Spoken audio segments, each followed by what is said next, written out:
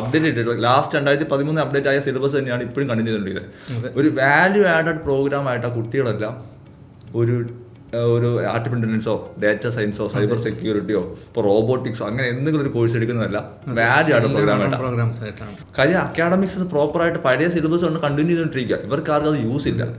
കുട്ടികൾ പഠിച്ചിറങ്ങി കഴിഞ്ഞാൽ ഇവരൊരു ഇൻഡസ്ട്രിയിലോട്ട് എടുക്കണമെന്നുണ്ടെങ്കിൽ ഏറ്റവും അഡ്വാൻസ്ഡ് ആയിട്ടുള്ള സിലബസുകൾ എടുക്കണ്ടേ. അപ്പോൾ ഒരു കമ്പനി നോക്കുകയാണെന്നുണ്ടെങ്കിൽ നമ്മൾ ഒരു കമ്പനി റൺ ചെയ്യുന്ന ഒരാളാണ്, നമ്മളൊരു കമ്പനി എടുക്കുകയാണെന്നുണ്ടെങ്കിൽ ഏറ്റവും അഡ്വാൻസ്ഡ് ആയിട്ടുള്ള ഒരു കോഴ്സ് പഠിച്ചിറങ്ങിയ വേണ്ട, സ്കില്ലുണ്ടോ, ജോലിയുണ്ട്. ഒരു കരിയർ കൗൺസിലിങ്ങിന് വേണ്ടി നമ്മുടെ അടുത്തൊരു സ്റ്റുഡൻറ്റ് വരുന്ന സമയത്ത് നമ്മൾ ഫസ്റ്റ് സംസാരിക്കുന്നത് വെച്ച് കഴിഞ്ഞാൽ ഒരു കോളേജ് എടുക്കാന്നല്ല, അവൻ ഫസ്റ്റ് ആ കരിയർ എങ്ങനെ സെറ്റ് ചെയ്ത് കൊടുക്കാം. ആഫ്റ്റർ ഗ്രാജുവേഷൻ, ഡിഗ്രി കഴിഞ്ഞാൽ അടുത്ത ഏത് ഗ്രാജുവേഷൻ കഴിയുമ്പോഴത്തേക്ക് ഏത് കോഴ്സ് എടുത്താൽ അവന് പാത്ത് വേ ഉണ്ട്. ആ കരിയർ പാത്ത് വേ നമ്മൾ സെറ്റ് ചെയ്യുന്നത്. കാര്യം 3 വർഷം കഴിഞ്ഞിട്ട് കോഴ്സിന് ജോലിയില്ലെങ്കിലും വാല്യൂ ആഡഡ് പ്രോഗ്രാമായിട്ട് പഠിച്ച കോഴ്സും യൂണിവേഴ്സിറ്റി പ്രോഗ്രാമായിട്ട് പഠിച്ച കോഴ്സുമായിട്ട് എൻ്റർലി ഡിഫറൻറ്റാണ്. അതെ, ഉറപ്പുള്ള കാര്യമാണ്. എക്സാമ്പിൾ അല്ലേ, കാര്യം നമുക്കറിയാം ഒരു യൂണിവേഴ്സിറ്റി പ്രോഗ്രാം യൂണിവേഴ്സിറ്റി പഠിപ്പിക്കുന്നതും ഒരു തേർഡ് പാർട്ടി കമ്പനി ഒരു കോളേജിനകത്ത് വന്ന് പഠിപ്പിക്കുന്നതുമായിട്ട് എൻ്റർലി കുറേ ലിമിറ്റേഷൻസ് കാണും. അവരുടെ ലാബ് ഫെസിലിറ്റീസിന് ലിമിറ്റേഷൻ കാണും. ഒരു കോളേജ് ഒരു ഫാക്കൽറ്റി ഹയർ ചെയ്യുമ്പോൾ ഹയറുന്ന പോലെ ആയിരിക്കില്ല കമ്പനി ഹയർ ചെയ്യുന്നത്. പിള്ളേർക്ക് അങ്ങനെ കൺട്രോളിൽ നിൽക്കത്തില്ല.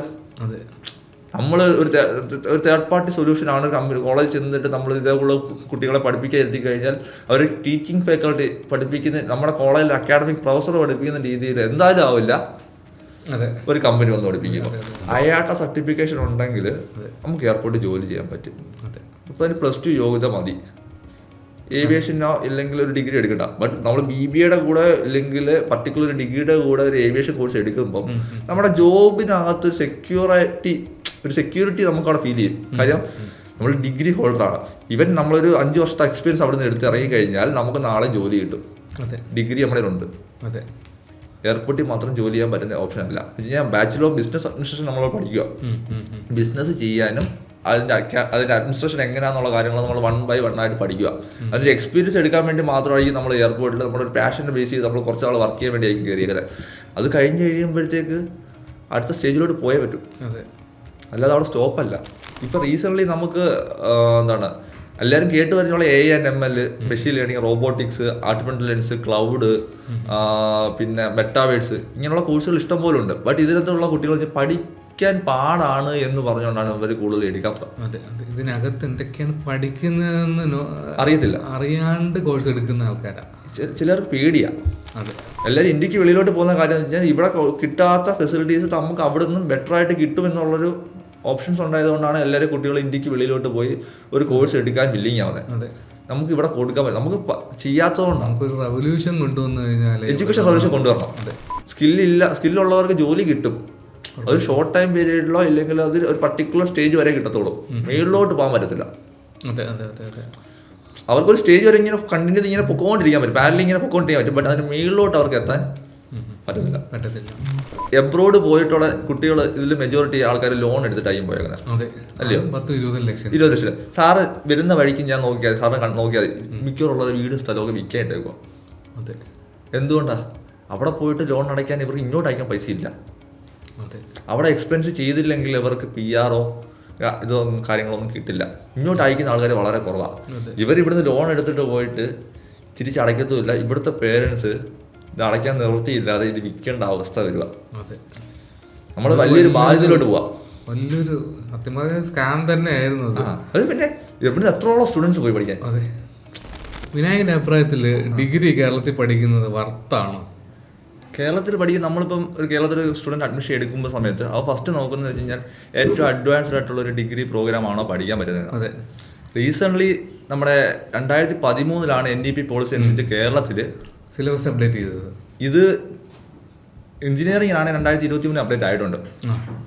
നമ്മൾ ഡിഗ്രി പഠിക്കാൻ പോകുന്ന ഒരു കുട്ടിക്ക് ഇതുവരെ ആയിട്ടും അപ്ഡേറ്റ് ചെയ്തിട്ടുള്ള ലാസ്റ്റ് 2013 അപ്ഡേറ്റ് ആയ സിലബസ് തന്നെയാണ് ഇപ്പോഴും കണ്ടിന്യൂ ചെയ്തുകൊണ്ടിരിക്കുന്നത്. ഒരു വാല്യൂ ആഡഡ് പ്രോഗ്രാമായിട്ട് ആ കുട്ടികളെല്ലാം ഒരു ആർട്ടിഫിഷ്യൽ ഇന്റലിജൻസോ ഡാറ്റ സയൻസോ സൈബർ സെക്യൂരിറ്റിയോ ഇപ്പോൾ റോബോട്ടിക്സോ അങ്ങനെ എന്തെങ്കിലും ഒരു കോഴ്സ് എടുക്കുന്നതല്ല, വാല്യൂ ആഡഡ് പ്രോഗ്രാംസായിട്ടാണ്. പ്രോഗ്രാം ഇല്ല. പ്രശ്നം എന്ന് പറയുന്നത് മെജോറിറ്റി ഓഫ് ഇതിന്റെ പാസിംഗ് പെർസെൻറ്റേജ് നോക്കുകയാണെന്നുണ്ടെങ്കിൽ ഒരു 60% താഴെയാണ് മാർക്കും പാസിംഗ് പെർസെൻറ്റേജ്. കാര്യം അക്കാഡമിക്സ് പ്രോപ്പറായിട്ട് പഴയ സിലബസ് കൊണ്ട് കണ്ടിന്യൂ ചെയ്തുകൊണ്ടിരിക്കുക. ഇവർക്ക് ആർക്കും അത് യൂസ് ഇല്ല. കുട്ടികൾ പഠിച്ചിറങ്ങി കഴിഞ്ഞാൽ ഇവരൊരു ഇൻഡസ്ട്രിയിലോട്ട് എടുക്കണമെന്നുണ്ടെങ്കിൽ ഏറ്റവും അഡ്വാൻസ്ഡ് ആയിട്ടുള്ള സിലബസുകൾ എടുക്കേണ്ടത്. അപ്പോൾ ഒരു കമ്പനി നോക്കുകയാണെന്നുണ്ടെങ്കിൽ, നമ്മൾ ഒരു കമ്പനി റൺ ചെയ്യുന്ന ഒരാളാണ്, നമ്മളൊരു കമ്പനി എടുക്കുകയാണെന്നുണ്ടെങ്കിൽ ഏറ്റവും അഡ്വാൻസ്ഡ് ആയിട്ടുള്ള ഒരു കോഴ്സ് പഠിച്ചിറങ്ങി വേണ്ട. സ്കില്ലുണ്ടോ? ജോലിയുണ്ട്. ഈ സ്കില്ലെന്ന് പറഞ്ഞ സാധനം ഇപ്പം കേരളത്തിൽ കൊടുത്തുകൊണ്ടിരിക്കുന്ന third party companies value added programmers ആയിട്ട് കോളേജുകൾ കൊടുക്കുക. അത് ചില കോളേജുകളിൽ ചിലപ്പോൾ കണ്ടിന്യൂ ആയിട്ട് കൊടുക്കുന്നുണ്ട്, ചില കോളേജിൽ ആദ്യമേ കൊടുക്കും, രണ്ടാമത്തെ വർഷം മൂന്നാമത്തെ വർഷം അതിന് കണ്ടിന്യൂഷൻ കാണത്തില്ല. അത് ആദ്യമേ ചെയ്യുന്ന സമയത്ത് ഇവർക്ക് ഈ കോഴ്സ് ഉണ്ടായിരിക്കും, രണ്ടാമത്തെ മൂന്നാമത്തെ വർഷം ഈ കുട്ടിക്ക് ആ കോഴ്സ് കിട്ടത്തില്ല. സംഭവം ആദ്യത്തെ വർഷം ഫാക്കൽറ്റി എല്ലാം ഉണ്ടാവും, പിന്നെ അതിന്റെ ചൂടങ്ങ് പോകും. അത് പിന്നെ സീറ്റ് കയറി കഴിഞ്ഞല്ലോ, അഡ്മിഷൻ കിട്ടി കഴിഞ്ഞല്ലോ. പിന്നെ ഇത് യൂണിവേഴ്സിറ്റി പ്രോഗ്രാമായിട്ട് പഠിക്കുമ്പോൾ അവർക്ക് പഠിച്ചിറങ്ങുമ്പോൾ ആ സിലബസ് ഓൾറെഡി അതിനകത്ത് ഫിക്സഡാ.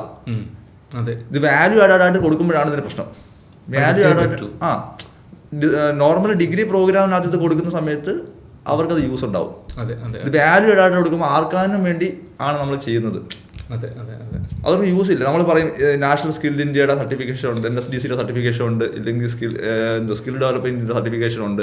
ഇതൊക്കെ നമ്മളാണെന്നുണ്ടെങ്കിൽ നമ്മൾ ഡിഗ്രി കഴിഞ്ഞിട്ട് നമ്മുടെ സ്കില്ല് ഡെവലപ്പ് ചെയ്യാൻ വേണ്ടി ഒരു 6 മാസം 8 മാസം നമ്മളെ പോലൊരു ഇൻസ്റ്റിറ്റ്യൂഷനിൽ പോയി പഠിച്ചു കഴിഞ്ഞാൽ ഉറപ്പാ അവർക്ക് ജോലി കിട്ടും. ഒരു ഡിഗ്രി കഴിഞ്ഞ ആൾ സ്കില്ല് എടുക്കാൻ വേണ്ടി ഒരു പർട്ടിക്കുലർ വാല്യൂ ആഡഡ് പ്രോഗ്രാം ചെയ്യും, കൺഫേം ആയിട്ട് ചെയ്യും. എന്ന് വെച്ചാൽ അവൻ്റെ സ്കില്ല് അച്ചീവ് ചെയ്യുക, ഇച്ചിരി ഇമ്പ്രൂവ് ചെയ്യാൻ വേണ്ടി, അല്ലെങ്കിൽ അത്യാവശ്യം ഇൻഡസ്ട്രിയിൽ ബേസ് ചെയ്ത് ജോലി ചെയ്യാൻ വേണ്ടി അവൻ ആ സ്കില്ല് ഒന്നുകൂടെ ടോപ്പ് അപ്പ് ചെയ്യാൻ വേണ്ടിയായിരിക്കും എടുക്കുന്നത്. ബട്ട് റീസെൻ്റ്ലി കേരളത്തിൽ കൊടുത്തുകൊണ്ടിരിക്കുന്ന കോളേജുകളിലെല്ലാം ഉള്ള ബുദ്ധിമുട്ടെന്ന് വെച്ചാൽ അത് യൂണിവേഴ്സിറ്റി പ്രോഗ്രാം അല്ല, എല്ലാം മോഡേൺ പ്രോഗ്രാംസാണ്.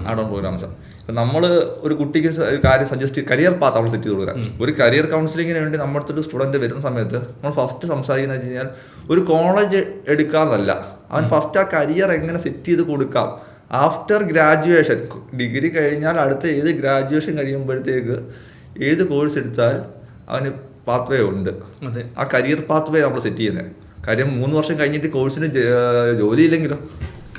അതർ സ്റ്റേറ്റിലെ പോലെ ഇവിടെ കേരളത്തിൽ ഒരു എഡ്യൂക്കേഷൻ അപ്ഡേഷൻ ഒരു മൊത്തത്തിലൊരു ഉടച്ചു വാർക്കൽ കാര്യം നമ്മുടെ ബാംഗ്ലൂരൊക്കെ വെച്ച് നോക്കുകയാണെങ്കിൽ അവിടെ റീസെന്റ് ലാസ്റ്റ് ഇയറും സിലബസ് അപ്ഡേറ്റ് ആയിട്ടുണ്ട്. അതാണല്ലോ നമുക്ക് എക്സാമ്പിൾ ലോഞ്ച് ചെയ്തിട്ടുണ്ട്. എക്സാമ്പിൾ നമുക്ക് നോക്കുകയാണെന്നുണ്ടെങ്കിൽ ബാംഗ്ലൂർ, തമിഴ്നാട്ടിലെയും കോളേജുകളിൽ ഇപ്പോൾ ലേറ്റസ്റ്റ് ആയിട്ട് അപ്ഡേറ്റ് ആയിട്ടുള്ള മെറ്റാവേഴ്സ് പോലത്തുള്ള കോഴ്സുകൾ വരെ യൂണിവേഴ്സിറ്റി പ്രോഗ്രാമായിട്ട് വന്നിട്ടുണ്ട്.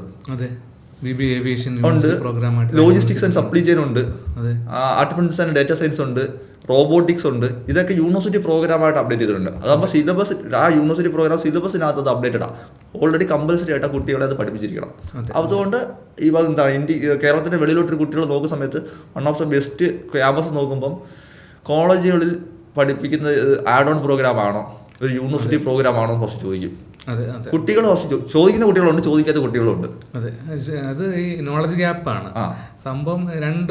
ഇത് പാഷനേറ്റ് ആയിട്ട് തന്നെ കോഴ്സ് തന്നെ പഠിക്കാൻ പോകണമെന്ന് ഉള്ള കുട്ടികളുണ്ട്. പിന്നെ എന്തെങ്കിലും ഒരു കോഴ്സ് അതാണ് എന്തെങ്കിലും ഒരു കോഴ്സ് ആരെങ്കിലും പറഞ്ഞിട്ട് വെളിയിലോട്ട് പോകാൻ താല്പര്യമില്ല, കേരളത്തിന് വെളിയിലോട്ട് പോകാൻ താല്പര്യമില്ല. വീട്ടിന്റെ തൊട്ടപ്പുറത്തെ ഡിസ്ട്രിക്റ്റിൽ പോയി ഇത് പഠിക്കാൻ പറ്റുന്ന കുട്ടിക്ക് അടുത്ത സ്റ്റേറ്റിൽ പോയി പഠിക്കാൻ പറ്റത്തില്ല എന്നതാണ് നമ്മുടെ നാട്ടിൽ കണ്ടുവരുന്നൊരു. അതെനിക്ക് മെയിനായിട്ട് പറയാനുള്ള സമയം, പുറത്ത് പോയി കഴിഞ്ഞാൽ കുട്ടികൾ വഴി പോകും. അതിനൊരു കോമൺ അതിനകത്തുള്ള പ്രശ്നം നാട്ടില് ആണെങ്കിൽ നമ്മൾ രാവിലെ കോളേജിൽ വന്നു കഴിഞ്ഞാൽ തിരിച്ച് വീട്ടിൽ ചെല്ലും. അത് നമുക്ക് കെയർ ചെയ്യാൻ പറ്റും എന്നുള്ള ഓപ്ഷനാണ്. കോളേജിന്റെ ഹോസ്റ്റലിൽ നിൽക്കുന്ന കുട്ടികളെ കൺഫേം ആയിട്ട് കോളേജ് മാനേജ്മെന്റ് അവർ ഫുൾ ആൻഡ് ഫുള്ളി മോണിറ്റർ ചെയ്തുകൊണ്ടിരിക്കുകയായിരിക്കും. അവർക്ക് വേറെ ഔട്ട്സോഴ്സിങ് കാണത്തില്ല. ഇത് ഡേ സ്കോളേഴ്സ് ആയിട്ട് വന്നും പോയി അവിടെ താമസിക്കുന്ന കുട്ടികളായിരിക്കും ഏറ്റവും കൂടുതൽ പ്രശ്നങ്ങൾ ഉണ്ടാക്കുന്നത്. ഇതിനെ കുറിച്ച് ആരും സംസാരിക്കുന്നില്ല.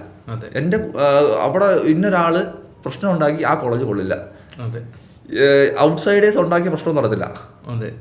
അത് കറക്റ്റ് തന്നെയാണ്. കാര്യം വെളിയിൽ ഉണ്ടാക്കുന്ന പ്രശ്നങ്ങളിലായിരിക്കും കോളേജിനകത്ത് ഇങ്ങനെ ഒരു പ്രശ്നം ഉണ്ടാകത്ത പോലില്ല. കാര്യം അത് അത്രയും മോണിറ്റർ ചെയ്ത് അത്രയും സെക്യൂർ ആയിട്ടായിരിക്കും കോളേജുകളിൽ കാര്യങ്ങൾ നടത്തുന്നത്. അങ്ങനെ പ്രശ്നം വന്നു കഴിഞ്ഞാൽ ആദ്യം ആക്ഷൻ എടുക്കുന്ന കോളേജായിരിക്കും. ഇപ്പോൾ നമ്മുടെ പേരിന്റെ കൺസേൺ കേരളത്തിലെ കോളേജുകളൊക്കെയാണ് സ്ട്രിക്റ്റ് ആണ്. കൺഫേം അതിന് കാര്യം എന്ന് വെച്ച് കഴിഞ്ഞാൽ അങ്ങനെ ഒരു പ്രശ്നം ഉണ്ടായി കഴിഞ്ഞാൽ ഫസ്റ്റ് കുട്ടിയെ സസ്പെൻഷൻ ചെയ്യും, എന്നിട്ട് അത് യൂണിവേഴ്സിറ്റി റിപ്പോർട്ട് ചെയ്യും, ചിലപ്പോൾ അത് ഡീബാർ ചെയ്യും, ചിലപ്പോൾ അവർ കണ്ടിന്യൂ ചെയ്യാൻ പറ്റാത്ത രീതിയാക്കും. കാര്യം എന്ന് വെച്ച് കഴിഞ്ഞാൽ കോളേജിനകത്ത് നടക്കുന്ന ഇങ്ങനെ ഒരു ഇഷ്യൂ നടന്നു കഴിഞ്ഞാൽ കൺഫേം ആയിട്ട് അത് ആക്ഷൻ എടുത്തേ പറ്റത്തുള്ളൂ. ഇത് വെളിയിൽ നടക്കുമ്പോൾ കോളേജ് ആക്ഷൻ എടുക്കാൻ പറ്റത്തില്ല. അതെ അതെ. കോളേജിൻ്റെ ക്യാമ്പസിന് വെളിയിൽ നടക്കുന്ന ഒരു പരിപാടിക്കും കോളേജിന് ആക്ഷൻ എടുക്കാൻ പറ്റുന്നില്ല. അതാണ് പ്രശ്നം. നമ്മൾ ചെല്ലുമ്പോൾ നമ്മളെ കുട്ടികൾ പറയും എനിക്ക് ഫുഡ് റെഡിയല്ല, എനിക്ക് ഇവിടുത്തെ ഹോസ്റ്റൽ പറ്റുന്നില്ല, എനിക്കത് പറ്റുന്നില്ലെന്ന് പറയുമ്പോൾ നമ്മൾ പേരൻസ് എന്താ പറയും, ഓക്കെ എന്നാൽ വെളിയിൽ നിന്നോ എന്ന് പറയും. ഇതാണ് പ്രശ്നം. അത് സത്യം പറഞ്ഞു കഴിഞ്ഞാൽ ഞാൻ ബാംഗ്ലൂർ പഠിച്ചതാ, എനിക്കറിയാം. നമ്മൾ ഈ കോളേജിൽ ഫുഡ് മോശമെന്ന് നമ്മൾ വീട്ടിൽ കിട്ടുന്ന ഫുഡ് ഒരിക്കലും ഒരിടത്തും കിട്ടത്തില്ല. അതിൽ പുറത്ത് പോയി കഴിഞ്ഞാലും ഹോട്ടലിൽ നിന്ന് പോലും കിട്ടത്തില്ല. ജോലി ചെയ്യാൻ പോകുന്ന സമയത്ത് നമ്മൾക്ക് എങ്ങനെ ചെയ്യാൻ പറ്റും? പറ്റത്തില്ല. ഹോസ്റ്റൽ ഫുഡ് എന്തായാലും ഒരുവിധം മെച്ചമുള്ള ഫുഡ് തന്നെ ആയിരിക്കും കിട്ടുന്നത്. പക്ഷെ നമ്മൾ അത് ബോറാന്ന് പറഞ്ഞിട്ട് പുറത്ത് വീട് എടുക്കുമ്പോൾ നമ്മൾ രണ്ടാമത്തെ ദിവസം നമുക്ക് ആരെങ്കിലുണ്ടോ? വീട്ടിലാണെങ്കിൽ അമ്മ അച്ഛനും നമുക്ക് ഫുഡ് തരും, ഇല്ലെങ്കിൽ അവരാരെങ്കിലും നമ്മുടെ കാര്യങ്ങൾ നോക്കുന്ന അറിയാം. വെളിയിൽ നിൽക്കുന്ന സമയത്ത് നമ്മളെ നോക്കാൻ ആളില്ല.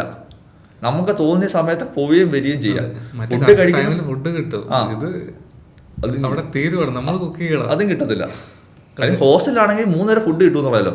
ഇത് വെളിയിൽ കഴിച്ചാൽ കഴിച്ചു, ഇല്ലെങ്കിൽ ഇല്ല.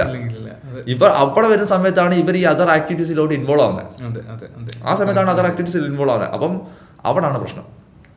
അല്ലാതെ വെളിയിൽ പഠിക്കാൻ പോകുന്ന കുട്ടികളല്ല പ്രശ്നം. ഔട്ട്സ്റ്റാൻഡിങ് നിൽക്കുന്ന കുട്ടികൾ, ഡേ സ്കോളറായിട്ട് വന്നു പോകുന്ന കുട്ടികളാണ്. കേരളത്തിനെ അപേക്ഷിച്ച് നോക്കുകയാണെന്നുണ്ടെങ്കിൽ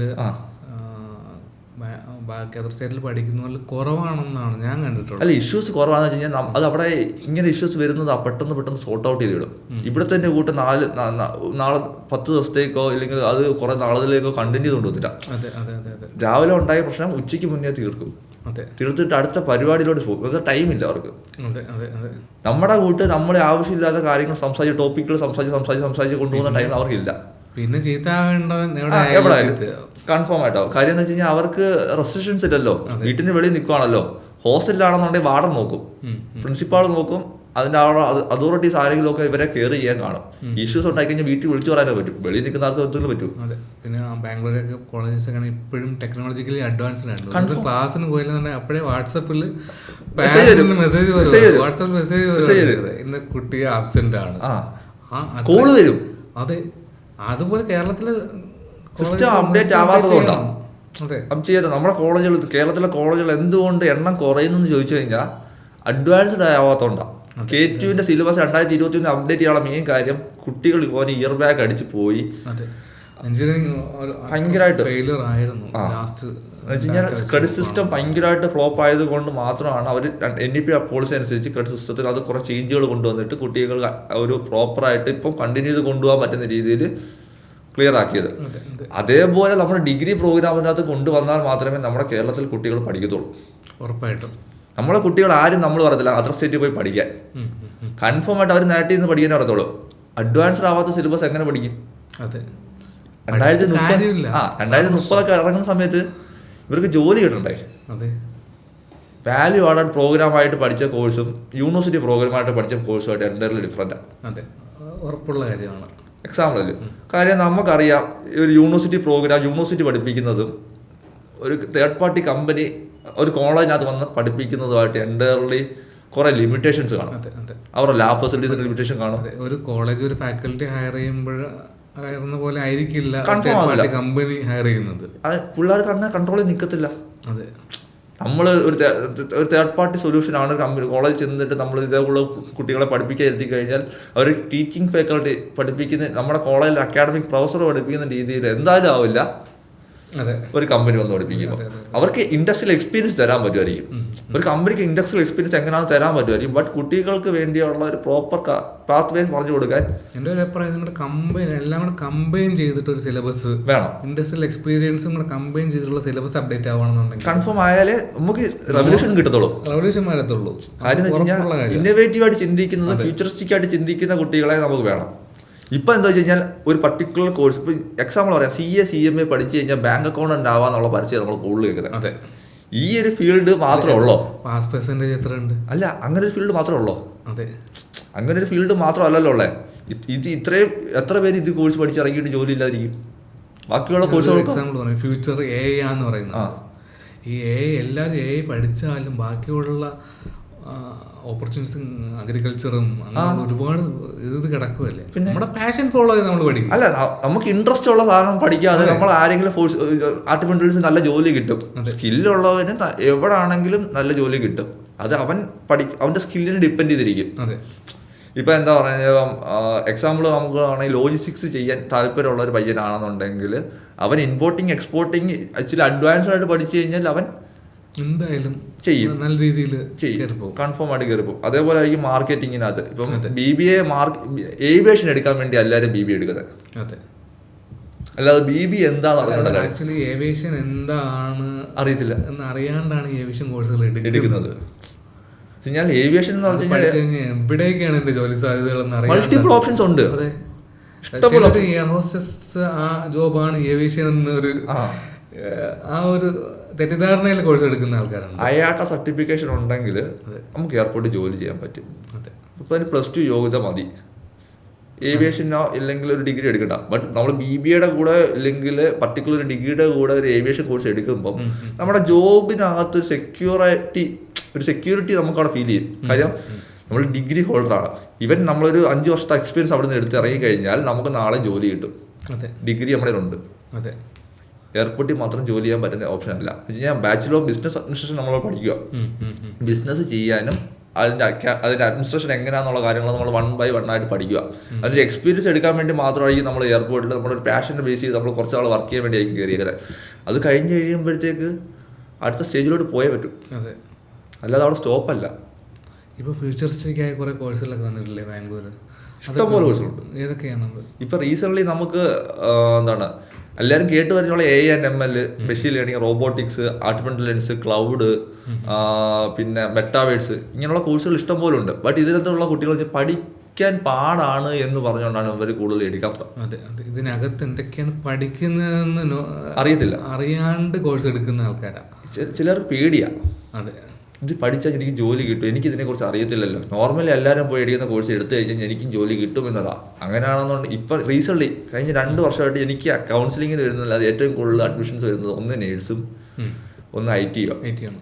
ഇത് രണ്ടും അല്ലാതെ ഒറ്റ സ്ട്രീമിലായിട്ട് എൻക്വയറി പോലും ഇല്ല.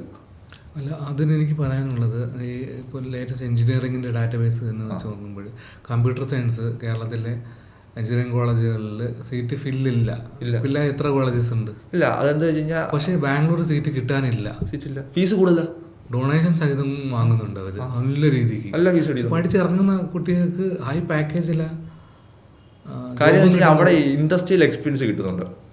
ഏറ്റവും അഡ്വാൻസ്ഡ് ആയിട്ടുള്ള സിലബസുകൾ പഠിക്കുമ്പം അവർ ഇൻഡസ്ട്രിയൽ എക്സ്പീരിയൻസ് കിട്ടിക്കൊണ്ട് ഇറങ്ങുന്നത്. ഇപ്പം ഫ്യൂച്ചറിസ്റ്റിക് സാധനം കേരളത്തിലും വരണ്ടേ? വേണം. സിലബസ് നമ്മൾ അപ്ഡേറ്റ് ചെയ്യുന്ന സമയത്തല്ലേ നമുക്ക് അതിനൊരു നമ്മൾ പഴയ സിലബസ് വെച്ച് കണ്ടിന്യൂ ചെയ്തുകൊണ്ടിരുന്നു കഴിഞ്ഞാൽ നമ്മുടെ പിള്ളേർക്ക് ഒന്നും പഠിക്കാൻ പറ്റത്തില്ല. എന്തിനാ എല്ലാവരും ഇന്ത്യക്ക് വെളിയിലോട്ട് പോകുന്നത്? എല്ലാവരും ഇന്ത്യക്ക് വെളിയിലോട്ട് പോകുന്ന കാര്യം എന്ന് വെച്ചാൽ ഇവിടെ കിട്ടാത്ത ഫെസിലിറ്റീസ് നമുക്ക് അവിടെ നിന്നും ബെറ്റർ ആയിട്ട് കിട്ടുമെന്നുള്ളൊരു ഓപ്ഷൻസ് ഉണ്ടായതുകൊണ്ടാണ് എല്ലാവരും കുട്ടികൾ ഇന്ത്യക്ക് വെളിയിലോട്ട് പോയി ഒരു കോഴ്സ് എടുക്കാൻ വില്ലിങ് ആവുന്നത്.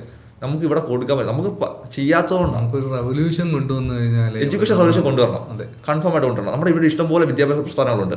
ആവശ്യമുള്ളതിനൊക്കെ നമ്മൾ സമരങ്ങളും വെക്കുന്നുണ്ട്, വിദ്യാഭ്യാസ ഇത് നടത്തുന്നുണ്ട്. ഡിഗ്രിക്ക് വരട്ടെ, ഡിഗ്രിക്ക് വേണ്ടി അവരൊരു ഇനിഷ്യേറ്റീവ് എടുക്കട്ടെ. കാര്യം ഏറ്റവും കൂടുതൽ എഞ്ചിനീയർമാരും നേഴ്സുമാരും മാത്രമല്ല, ഡോക്ടർമാരും മാത്രമല്ല, ഡിഗ്രി പഠിക്കുന്ന ആൾക്കാരാണ് മെജോറിറ്റി. ഒരു പാതിയും ആൾക്കാർ ഡിഗ്രി പഠിക്കുന്ന ആൾക്കാരാണ്. അവർക്കൊരു അപ്ഡേഷൻസ് കൊടുക്കാൻ പറ്റാത്ത ബാക്കിയുള്ള എന്താണ് വേണ്ടതെന്നുള്ള ഒരു നീഡ്ഫുൾ കാര്യങ്ങൾ ആരും കൊടുക്കുന്നില്ല. അതിനനുസരിച്ച് സിലബസ് അപ്ഡേറ്റ് ചെയ്താൽ മതി. ഡീംഡ് യൂണിവേഴ്സിറ്റീസ് കൊടുക്കുന്നുണ്ട്. കേരളത്തിൽ ഡീംഡ് യൂണിവേഴ്സിറ്റി അമൃത, ചിലപ്പം ചിന്മയ, എക്സാമ്പിൾ അങ്ങനെയുള്ള യൂണിവേഴ്സിറ്റീസ്, ജെയിൻ ഇപ്പം യൂണിവേഴ്സിറ്റി സ്റ്റാർട്ട് ചെയ്തിട്ടുണ്ട്. അവരൊക്കെ ഓൾറെഡി ഈ പറഞ്ഞ രീതിയിൽ അഡ്വാൻസ്ഡ് ആയിട്ടുള്ള സിലബസുകൾ അവരുടെ ഓൺ യൂണിവേഴ്സിറ്റിയുടെ സർട്ടിഫിക്കറ്റ് ആയിട്ട് കൊടുക്കുന്നുണ്ട്. ബട്ട് ഏറ്റവും കൂടുതൽ കേരളത്തിലുള്ളത് കേരള യൂണിവേഴ്സിറ്റി അണ്ടറിലുള്ള കോളേജാണ്. അവിടാണ് കുട്ടികൾ ഏറ്റവും കൂടുതൽ പഠിക്കുന്നത്. വെച്ച് കഴിഞ്ഞാൽ ഫീസ് അഫോർഡബിലിറ്റിയിലും കാര്യങ്ങൾക്കും അവർക്ക് സിലബസ് അപ്ഡേറ്റ് ആയാലേ കാര്യമുള്ളൂ. അവർക്ക് ലാബ് ഫെസിലിറ്റീസ് പോലും ചില കോളേജുകളിൽ ഇല്ല. ഇപ്പോൾ എക്സാമ്പിൾ പറഞ്ഞാൽ നേരത്തെ പാരലൽ കോളേജ് കേരളത്തിലുണ്ടായിരുന്നു. ഇപ്പോൾ ഒരുമാതിരിപ്പെട്ടതെല്ലാം കുറഞ്ഞു. ഇല്ലാന്ന് തന്നെ കുറച്ചേ ഉള്ളൂ. പണ്ടത്തെ വെച്ച് നോക്കുകയാണെങ്കിൽ അല്ല, അവരൊക്കെ ഇമ്പ്രൂവ് ചെയ്ത് കോളേജ് ലെവലിലോട്ട് ആയിട്ടുണ്ട്. അപ്പോൾ എന്താ വെച്ചാൽ ഈ പാരലൽ കോളേജിനകത്തുള്ള പ്രശ്നം എന്ന് വെച്ച് കഴിഞ്ഞാൽ ഈ കുട്ടികൾ പഠിക്കുന്ന സമയത്ത് ഇവർക്ക് എങ്ങനെ പഠിച്ചിട്ട് 50% താഴെയുള്ളൂ. 45 to 50% ഉള്ളൂ. അപ്പോൾ അഡ്വാൻസ് PG പ്രോഗ്രാം പഠിക്കാൻ പറ്റത്തില്ല. ഇങ്ങനെ അവർ പാസ്സാക്കേണ്ട ആവശ്യമുണ്ടോ? അതെ. എന്തിനാ അപ്പോൾ അവർ ചുമ്മാ അവരൊരു അങ്ങനെയാണെന്നുണ്ടെങ്കിൽ 3 വർഷം കൊടുത്തിട്ട് ഒരു ഡിപ്ലോമ പോലെ സർട്ടിഫിക്കേഷൻ കൊടുത്തിട്ട് അവരെ വിട്ടാൽ പോരായിരുന്നു. അവർക്ക് PG പഠിക്കാനും പറ്റുന്നില്ല, അവർ സർട്ടിഫിക്കറ്റ് പാസ്സാണെന്നുണ്ട്. പക്ഷെ നമ്മുടെ IT അങ്ങനത്തെ ആണെന്നുണ്ടെങ്കിൽ നല്ല രീതിക്ക് പോകുന്നുമുണ്ട്. +2 കഴിഞ്ഞ് SLC കഴിഞ്ഞിട്ട് ITI അഡ്മിഷൻ എടുക്കും, ഡിപ്ലോമയിൽ കുട്ടികൾ ഇപ്പം അവർക്ക് സ്കില്ലായിട്ട് ഇറങ്ങുന്നുണ്ട്. കുട്ടികൾ ഇന്ന് പഠിച്ചിറങ്ങി കഴിഞ്ഞാൽ നാളെ ജോലി ചെയ്യാൻ വില്ലിങ്ങ. അതെ. നേരത്തെ ഒരു ജനറേഷൻ്റെ കൂട്ടല്ല. നേരത്തെ ആൾക്കാർ ഞാൻ ഒരു 2-3 കോഴ്സ് പഠിച്ച് ഞാൻ സെറ്റായിട്ട് ജോലിക്ക് പോകാമെന്ന് പറഞ്ഞ ആൾക്കാരായിരുന്നു നേരത്തെ ഉണ്ടായിരുന്നെങ്കിൽ, ഇപ്പോൾ ഉള്ള ആൾക്കാരെന്ന് പറയുമ്പോൾ ഞാൻ ഡയറക്റ്റ് +2 കഴിഞ്ഞാൽ ജോലി റെഡിയാണ്. അതെ, കൺഫേം. എനിക്ക് കോഴ്സ് പഠിക്കാൻ താല്പര്യമൊന്നുമില്ല. ജോലി കിട്ടുമോ? ഒരു ഡിഗ്രി കൂടെ കഴിഞ്ഞ് കഴിഞ്ഞാൽ ഒരു മെച്ചൂരിറ്റി ലെവലിൽ വേറെ തന്നെ. അല്ല, ഡിഗ്രി കംപ്ലീറ്റ് ചെയ്യുമ്പം അവർക്ക് അതിൻ്റെതായിട്ടുള്ള കുറേ മാറ്റങ്ങളുണ്ടാകും. ഒരു ഡിഗ്രി ഇല്ലാതെ നമ്മളെ എത്ര നാൾ പിടിച്ചേക്കാൻ പറ്റും? അതെ. ഒരു ടൈം വരെ നമ്മളെ ഇവരെടുക്കും. ഒരു ടൈം കഴിഞ്ഞാൽ ഒരു അപ്ഡേഷൻ വേണ്ട സമയത്ത് ഡിഗ്രി ഹോൾഡേഴ്സിനെ നമ്മൾ ഒരു കമ്പനി റൺ ചെയ്യുന്ന ആൾക്കാർ ഡിഗ്രി ഹോൾഡേഴ്സിനെ ആയിരിക്കും ഏറ്റവും കൂടുതൽ സ്റ്റിക്ക് ഓൺ ചെയ്തോളും. കാര്യം അവർ ഇച്ചിരി കൂടെ എഫിഷ്യൻ്റ് ആയിരിക്കും വർക്ക് ചെയ്യുന്നതിൽ. മറ്റവർക്ക് സ്കില്ലുണ്ടെന്നേ ഉള്ളൂ. സ്കില്ലുള്ളവർക്ക് ജോലി കിട്ടും. ഒരു ഷോർട്ട് ടൈം പീരീഡിലോ ഇല്ലെങ്കിൽ അതിൽ ഒരു പർട്ടിക്കുലർ സ്റ്റേജ് വരെ കിട്ടത്തുള്ളൂ. മേളിലോട്ട് പോകാൻ പറ്റത്തില്ല. അവർക്കൊരു സ്റ്റേജ് വരെ ഇങ്ങനെ കണ്ടിന്യൂ ഇങ്ങനെ പൊക്കോണ്ടിരിക്കാൻ പറ്റും, പാരലി ഇങ്ങനെ പൊക്കോണ്ടിരിക്കാൻ പറ്റും. ബട്ട് അതിന് മേളിലോട്ട് അവർക്ക് എത്താൻ പറ്റത്തില്ല. എൻ്റെ ഒരു പേഴ്സണൽ അഭിപ്രായം പറയുകയാണെന്നുണ്ടെങ്കിൽ ഈ ഡിഗ്രിക്ക് പഠിക്കുന്നത് അതർ സ്റ്റേറ്റിൽ ബാംഗ്ലൂരൊക്കെ ആണെന്നുണ്ടെങ്കിൽ ഏറ്റവും ബെറ്റർ ആയിരിക്കും. മീൻസ് പല സ്റ്റേറ്റിൽ എബ്രോഡിൽ നിന്നൊക്കെ ഉള്ള ആൾക്കാരാണ് ഒരു കോളേജിൽ തന്നെ പഠിക്കുന്നത്. അതാ മൾട്ടി കൾച്ചർ കാര്യം എന്ന് വെച്ചാൽ അതെന്ന് പറയട്ടെ, അവിടെ നിന്ന് ഇങ്ങോട്ട് ഇന്ത്യയിലോട്ട് പഠിക്കാൻ വരുന്ന കുട്ടികൾ ഇപ്പം യൂറോപ്യൻ കൺട്രീസ് എക്സാമ്പിൾ പറയുകയാണെങ്കിൽ ദുബായിൽ നിന്നോ, യൂറോപ്യൻ കൺട്രി അല്ല, ദുബായിൽ നിന്നോ ഇല്ലെങ്കിൽ നൈജീരിയയിൽ നിന്നൊക്കെ സ്റ്റുഡൻസ് ഇവിടെ പഠിക്കാൻ വരുന്നത് വെച്ച് കഴിഞ്ഞാൽ അവിടത്തേക്കാട്ടിൽ ഫീസ് അഫോർഡബിലിറ്റിയിൽ ഇവിടെ കോഴ്സ് പഠിക്കാൻ പറ്റും. ഇവിടെ അത്യാവശ്യം അഡ്വാൻസ്ഡ് ആയിട്ടുള്ള സിലബസുകൾ കൊടുക്കുന്ന സ്റ്റേറ്റുകളുണ്ട്. അതാണ് ഒന്നും ബാംഗ്ലൂര്, മുംബൈ, ഡൽഹി ബേസ് ചെയ്തിട്ടുള്ള സ്ഥലങ്ങളിൽ ഏറ്റവും അഡ്വാൻസ്ഡ് ആയിട്ടുള്ള സിലബസുകൾ കൊടുക്കുന്നുണ്ട്. അതുകൊണ്ടാണ് കുട്ടികൾ അങ്ങോട്ട് പഠിക്കാൻ പറ്റുന്നത്. കേരളത്തിൽ കൊടുത്തു കഴിഞ്ഞാൽ കേരളത്തിലും വരും കുട്ടികൾ പഠിക്കാൻ. അതെ, ഫോറിൻ സ്റ്റുഡൻസ് പഠിക്കാൻ വരും. കാര്യം കുറച്ച് കോളേജുകളിൽ മാത്രമേ പഠിക്കാൻ വരുന്നുള്ളൂ. കാര്യം പേര് സിമിലാരിറ്റി ഇല്ല. NAFR റാങ്കിലുള്ള കോളേജുകൾ കേരളത്തിൽ നോക്കിക്കഴിഞ്ഞാൽ വളരെ ചുരുക്കമാണ്. എഡ്യൂക്കേഷനിൽ നമ്മൾ സാക്ഷരതയിൽ 100% പറയുന്നുണ്ട്, പക്ഷേ നമ്മളൊരു ക്വാളിഫിക്കേഷനിൽ ആയിട്ടില്ല. കാര്യം എനിക്ക് തോന്നുന്നു കഴിഞ്ഞ ഇടയ്ക്ക് എല്ലാവർക്കും എഴുതാനും വായിക്കാനും അറിയാം. അത് ഓക്കെ. എഞ്ചിനീയറിംഗ് കോളേജ് പൂട്ടാറായപ്പോഴാണ് എല്ലാവർക്കും NB അക്രഡിറ്റേഷൻ കൊടുത്തത്. അതെ, എഞ്ചിനീയറിംഗ് കോളേജ് കുറേ കോളേജുകൾ പൂട്ടാറായപ്പോഴത്തേക്ക് കുറേ കേരളത്തിലെ കോളേജുകൾക്ക് NB അക്രഡിറ്റേഷൻ കൊടുത്തിട്ട് ഗ്രേഡ് ലെവൽ കൂട്ടിയിട്ട് എവിടെ അഡ്മിഷൻ എടുത്തോ എന്ന് പറഞ്ഞുകൊണ്ടാണ് KT കഴിഞ്ഞതിന് മുന്നത്തോട്ടം മാർക്കറ്റ് ചെയ്തിട്ട് കഴിഞ്ഞ വട്ടം NEP പോളിസി അനുസരിച്ച് 2023 അപ്ഡേറ്റ് ചെയ്തു, സിലബസ് അപ്ഡേറ്റ് ചെയ്തു. അത് നല്ലൊരു കാര്യം തന്നെയാണ് ചെയ്തു. അവർ ചെയ്തെന്ന് വെച്ച് കഴിഞ്ഞാൽ അപ്ഡേഷൻ കൊടുത്തു, എല്ലാവർക്കും NB അക്രഡിറ്റേഷന് വേണ്ടിയുള്ള ഫെസിലിറ്റീസ് ഇംപ്രൂവ് ചെയ്യാൻ പറഞ്ഞു, കാര്യങ്ങളെല്ലാം ചെയ്തു അവർ. ഇതേപോലെ ഡിഗ്രിക്ക് ഒരു അപ്ഡേഷൻസ് വരണം. കാര്യം എന്താ പറയുക, KTU ചെയ്യാനുള്ള കാരണം എന്ന് വെച്ച് കഴിഞ്ഞാൽ KTUയിൽ 2016 KTU സ്റ്റാർട്ട് ചെയ്ത സമയത്ത് 17-18 സമയത്ത് കുട്ടികളെല്ലാം ഭയങ്കരമായിട്ട് ഡിസ്കണ്ടിന്യൂ ആയിപ്പോയി. അതെ, കാര്യം അവർക്ക് സപ്ലി വന്നു, ഇയർ ബാക്ക് ആയി, പഠിച്ചെടുക്കാൻ പറ്റുന്നില്ല, പറ്റാതെ ആവശ്യത്തിൽ കൂടുതൽ ക്രെഡിറ്റ്സ് വന്നപ്പോഴത്തേക്ക് അത് കുറച്ച് ഡീഫറൻസ് ഉണ്ടായിരുന്നു. ബട്ട് അതൊരു സോർട്ട് ഔട്ട് ചെയ്ത് ക്ലിയർ ചെയ്തു. 2023 ആയപ്പോഴത്തേക്ക് അത് ക്ലിയർ ചെയ്തു. 2023 ആയപ്പോഴത്തേക്കാണ് ക്ലിയർ ചെയ്തത്. അതെ, 16 മുതൽ 23 വരെയുള്ള ഗ്യാപ്പ് ഉണ്ടായിരുന്നു. നമുക്ക് അതിനിടെ കോവിഡ് ആയിപ്പോയി, നമ്മളാരും അത് ശ്രദ്ധിച്ചില്ല. ഒരു പാത്ത് വേയിൽ അങ്ങ് ഓടിപ്പോയി. ബട്ട് ഡിഗ്രി 2013 കിടക്കുന്നേ ഉള്ളൂ. നമ്മൾ ഇതുവരെയായിട്ട് അത് ശ്രദ്ധിക്കുന്നില്ല. കാര്യം എന്താ വെച്ച് കഴിഞ്ഞാൽ ഡിഗ്രി പഠിക്കുന്ന ആൾക്കാരെല്ലാം മീഡിയം ലെവലിലുള്ള ആൾക്കാരാണ്. അതിനെക്കുറിച്ച് ചോദിക്കാനും പറയാൻ ആരുമില്ല. അത്യാവശ്യം നോളജ് ഉള്ള ആൾക്കാർ, അവർ അത്യാവശ്യം നല്ലൊരു സ്കില്ല് എടുക്കണം, നല്ലൊരു കോഴ്സ് എടുക്കണം എന്ന് പറഞ്ഞ ആൾക്കാർ ഫസ്റ്റ്ലി ചോയ്സ് ചെയ്യുന്നത് ബാംഗ്ലൂരോ മുംബൈയോ ഡൽഹിയോ ആയിരിക്കും. കാര്യം എന്താ വെച്ച് കഴിഞ്ഞാൽ അവരുടെ അഡ്വാൻസ്ഡ് ആയിട്ടുള്ള സിലബസ് പഠിക്കാൻ, അഡ്വാൻസ്ഡ് ആയിട്ടുള്ള സിലബസ് പഠിക്കാൻ, സ്കില്ല് അച്ചീവ് ചെയ്തെങ്കിൽ ജോലി കിട്ടണം. മെജോറിറ്റി ഇപ്പം റീസെൻ്റ്ലി കഴിഞ്ഞ ദിവസം കൂടെ അഡ്മിഷൻ എടുക്കാൻ ഒരു കുട്ടി വന്നപ്പോൾ +2 കഴിഞ്ഞതാണ്, സയൻസിൽ 80% മാർക്കുണ്ട്. കൊച്ചു പറയുന്നത് വെച്ച് കഴിഞ്ഞാൽ ഞാൻ ജോലി ചെയ്യാൻ റെഡിയാണ്, എനിക്ക് ഡിഗ്രി പഠിക്കാൻ താല്പര്യമില്ല, എനിക്കൊരു സ്കിൽ വിസ എവിടെയെങ്കിലും എടുത്ത് തന്ന് വർക്ക് വിസയ്ക്ക് എനിക്ക് കയറ്റി വിടാൻ പറ്റുമോ? കാര്യം കുട്ടികൾ ജോലി ചെയ്യാൻ റെഡിയാണ്. എന്നിട്ട് അവരുടെ കാര്യം എന്ന് വെച്ചാൽ ഒരു പർട്ടിക്കുലർ ഡിഗ്രി കഴിയാതെ നമ്മൾ ഈ സ്കില്ലിന് പോയി കഴിഞ്ഞാൽ അവർ ഇപ്പോൾ യങ്സ്റ്റേഴ്സിനെ കുറേ കൺട്രീസിൽ എടുക്കുന്നുണ്ട്. കാര്യം അവർക്ക് പർട്ടിക്കുലറി വർക്ക് ചെയ്യാൻ വേണ്ടി യങ്സ്റ്റേഴ്സ് ഉണ്ടെങ്കിൽ എഫിഷ്യൻ്റ് ആയിട്ട് വർക്ക് ചെയ്യും. അതൊരു ടൈം വരെ ഉള്ളൂ, അത് ടൈം കഴിയുമ്പോൾ അവർ തീർക്കും, ജോലിയില്ല, തിരിച്ചു വരേണ്ടി വരും. UK അവസ്ഥ പോലെ തന്നെ. UK ഒന്നും പറയില്ല സാറേ. കാര്യം UK പറഞ്ഞു കഴിഞ്ഞാൽ ബുദ്ധിമുട്ട് കഴിഞ്ഞാൽ UK നമ്മുടെ സുഹൃത്തുക്കൾ ഇഷ്ടംപോലെ പേര് പഠിക്കാൻ പോയിട്ടുണ്ട്. അവിടെ നമുക്കൊരു മെഡിക്കൽ എമർജൻസി വന്നു കഴിഞ്ഞാൽ 7-8 മാസം നമ്മൾ വെയിറ്റ് ചെയ്തേ പറ്റൂ. അതെ, നമ്മളെ കെയർ ചെയ്തില്ല. കേരളത്തിൽ നമ്മൾ ഇത്രയും സാറ് നമുക്ക് വയ്യാതായി കഴിഞ്ഞാൽ നമ്മൾ അപ്പം ആശുപത്രി പോകില്ല. ലക്ഷറി ലെവലിൽ ജീവിച്ചിട്ട് അവിടെ പോയിട്ട് കഷ്ടപ്പെടാതെ ഒട്ടും നമുക്ക് അവിടെ ആരൊന്നും പറയത്തില്ല. കാര്യം എന്ന് പറഞ്ഞിട്ടുണ്ടല്ലോ, അവിടെ ചെല്ലുമ്പോൾ ലൈഫ് സ്റ്റൈൽ മാറി, ഞങ്ങൾ ഇച്ചിരി ഇമ്പ്രൂവ്മെന്റ് ആയി, ഞങ്ങൾ ഓക്കെ ആണെന്ന് പറഞ്ഞിട്ട് അവരെല്ലാം അഡ്ജസ്റ്റ് ചെയ്യുന്നതാണ്. നമ്മളിവിടെ കേരളത്തിൽ അഡ്ജസ്റ്റ് ചെയ്തില്ല ആരും. അതെ, ഇവിടെ ഇന്നോ നമ്മൾ ആരും അഡ്ജസ്റ്റ് ചെയ്തില്ല. ബട്ട് അവിടെ പോയി നമ്മൾ ഭയങ്കര അഡ്ജസ്റ്റ് ചെയ്യും. വേറെ ഓപ്ഷൻ ഇല്ലല്ലോ. ഇല്ല, കാര്യം നമുക്ക് ഇനി പറയാൻ പറ്റും, നാട്ടിൽ ഒന്നും പറയാൻ പറ്റുമോ? അതെ, ഞാൻ UK പോയിട്ട് എനിക്ക് ഒന്നും ചെയ്യാൻ പറ്റുന്നില്ലെന്ന് പറഞ്ഞു കഴിഞ്ഞാൽ ബാക്കിയുള്ളവർ പറയുന്നില്ല, ഞാൻ മാത്രം പറഞ്ഞാൽ ഞാൻ കുറ്റക്കാരനാവുമല്ലോ. അതെ അതെ അതെ അതെ. എൻ്റെ ഒരു അഭിപ്രായം പറയുകയാണെന്നുണ്ടെങ്കിൽ UK ഈ സ്റ്റുഡൻറ് വിസ ഓപ്പൺ ആക്കിയത് അവരുടെ ഒരു പൈസ പിന്നെ മണി മേക്കിംഗ് ഫണ്ട് ഷോർട്ടേജ് ആയപ്പോൾ അവർ സ്റ്റുഡൻസ് വിസ കൂട്ടി ഒന്ന് ഇത് കൊടുത്തു. യൂണിവേഴ്സിറ്റീസിന് മാക്സിമം ഇത് കൊടുത്തു. അതെ, സീറ്റ് എടുക്കാനുള്ള കപ്പാസിറ്റി കൊടുത്തു. എല്ലാവരും അവിടെ ഇതിപ്പോൾ സ്റ്റുഡൻറ് വിസയിൽ പോയാൽ മൈഗ്രേറ്റ് ആവാന്ന രീതിയിലാണ് എല്ലാവരും പോയിരിക്കുന്നത്. സാർ ഞാൻ എക്സാമ്പിൾ പറയാം, എല്ലാത്തിനെയും പറഞ്ഞു വിടും. ഈ യൂണിവേഴ്സിറ്റീസ് ഒക്കെ സ്റ്റാർട്ട് ചെയ്തത് ചിലപ്പം ഇന്ത്യയിൽ നിന്നായിരിക്കും. അതെ, തക്ഷശില ഇല്ലെങ്കിൽ വിക്രംശില അങ്ങനെയുള്ള പഴയ യൂണിവേഴ്സിറ്റീസ് ഉണ്ട്. ഇവരുടെയൊക്കെ സിലബസ് പാറ്റേണിൽ നിന്നാണ് ഈ ഓക്സ്ഫോർഡ് പോലത്തുള്ള പണ്ടത്തെ നമ്മൾ ഫെമിലിയർ ആണെന്ന് പറഞ്ഞ യൂണിവേഴ്സിറ്റീസ് ഒക്കെ സ്റ്റാർട്ട് ചെയ്തേക്കുന്നത്. അവരുടെ സിലബസ് പാറ്റേണിൽ നിന്നാണ്. നമ്മളിതൊക്കെ മറന്നുപോയി. പിന്നെ മെജോറിറ്റി ഒരു സത്യം എന്ന് പറഞ്ഞു കഴിഞ്ഞാൽ ഈ ഇവിടെ നിന്ന് പഠിക്കാൻ പോയ ആൾക്കാർ മൊത്തം സി ലെവലുള്ള യൂണിവേഴ്സിറ്റികളിലാണ്. നല്ല യൂണിവേഴ്സിറ്റികളിൽ ഇല്ല, റിസർച്ച് ചെയ്യാൻ പറ്റുന്ന ഒരാൾക്കും വളരെ കുറവാണ്. എണ്ണം പറഞ്ഞ ആൾക്കാർക്കായിരിക്കും കിട്ടിയത്. എങ്ങനെയെങ്കിലും അവിടെ എത്തിയാൽ മതി എന്ന്, അതാണ് സത്യം. പഠിക്കാനായിട്ട് പോയ എക്സ്പ്ലോർ ചെയ്യാൻ പോയ ആൾക്കാർ 20% അവിടെ പോയി പാർട്ട് ടൈം ജോബ് ചെയ്യാം, എങ്ങനെയെങ്കിലും രക്ഷപ്പെടാന്നുള്ള രീതിയിലാണ്. രക്ഷപ്പെടാൻ വേണ്ടി പോയ ആൾക്കാർ, അതെ, പഠിക്കാൻ വേണ്ടി പോയതല്ല. അതെ, അതാണ് സത്യം. പഠിക്കാൻ വേണ്ടി പോയ ആൾക്കാർ വളരെ കുറവ്. കാര്യം പഠിച്ചില്ലെങ്കിൽ അവിടെ സ്റ്റേ ചെയ്യാൻ പറ്റാത്തത് കൊണ്ട് അവരത് ഗ്രാജുവലി കംപ്ലീറ്റ് ചെയ്യുന്നുണ്ട്. അവിടുത്തെ എഡ്യൂക്കേഷൻ സിസ്റ്റം എന്ന് വെച്ചാൽ വളരെ എൻ്റർലി ഡിഫറെൻ്റ് ആണ്. നമ്മുടെ ഇവിടുത്തെ കുട്ടികൾ ക്ലാസ്സിൽ രാവിലെ പോയി ഇരിക്കുകയൊന്നും വേണ്ട, പ്രൊജക്റ്റ് സബ്മിറ്റ് ചെയ്യുക, ഇല്ലെങ്കിൽ അസൈൻമെൻറ്റ്സ് ചെയ്യുക, അവരുടെ പ്രൊഫസേഴ്സുമായിട്ടുള്ള മീറ്റിംഗ്, സെമിനാർസും കാര്യങ്ങളും ഡീൽ ചെയ്യുക. ഇത് മാത്രമേ ഉള്ളൂ PG പ്രോഗ്രാംസിന്. UG പ്രോഗ്രാമിനല്ല, PG പ്രോഗ്രാംസിന്. അപ്പോൾ ആ സമയത്ത് ബാക്കിയുള്ള കാര്യങ്ങൾക്ക് അവർ ജോലി ചെയ്യുക. എബ്രോഡ് പോയിട്ടുള്ള കുട്ടികൾ ഇതിൽ മെജോറിറ്റി ആൾക്കാർ ലോൺ എടുത്തിട്ടായിരിക്കും പോയേക്കുന്നത്. അല്ലയോ, 20 ലക്ഷം. സാറ് വരുന്ന വഴിക്ക് ഞാൻ നോക്കിയാൽ സാറിനെ നോക്കിയാൽ മിക്കവാറുള്ളത് വീടും സ്ഥലമൊക്കെ വിൽക്കാനിട്ടേക്കുക. അതെ, എന്തുകൊണ്ടാണ്? അവിടെ പോയിട്ട് ലോൺ അടയ്ക്കാൻ ഇവർക്ക് ഇങ്ങോട്ട് അയക്കാൻ പൈസ ഇല്ല.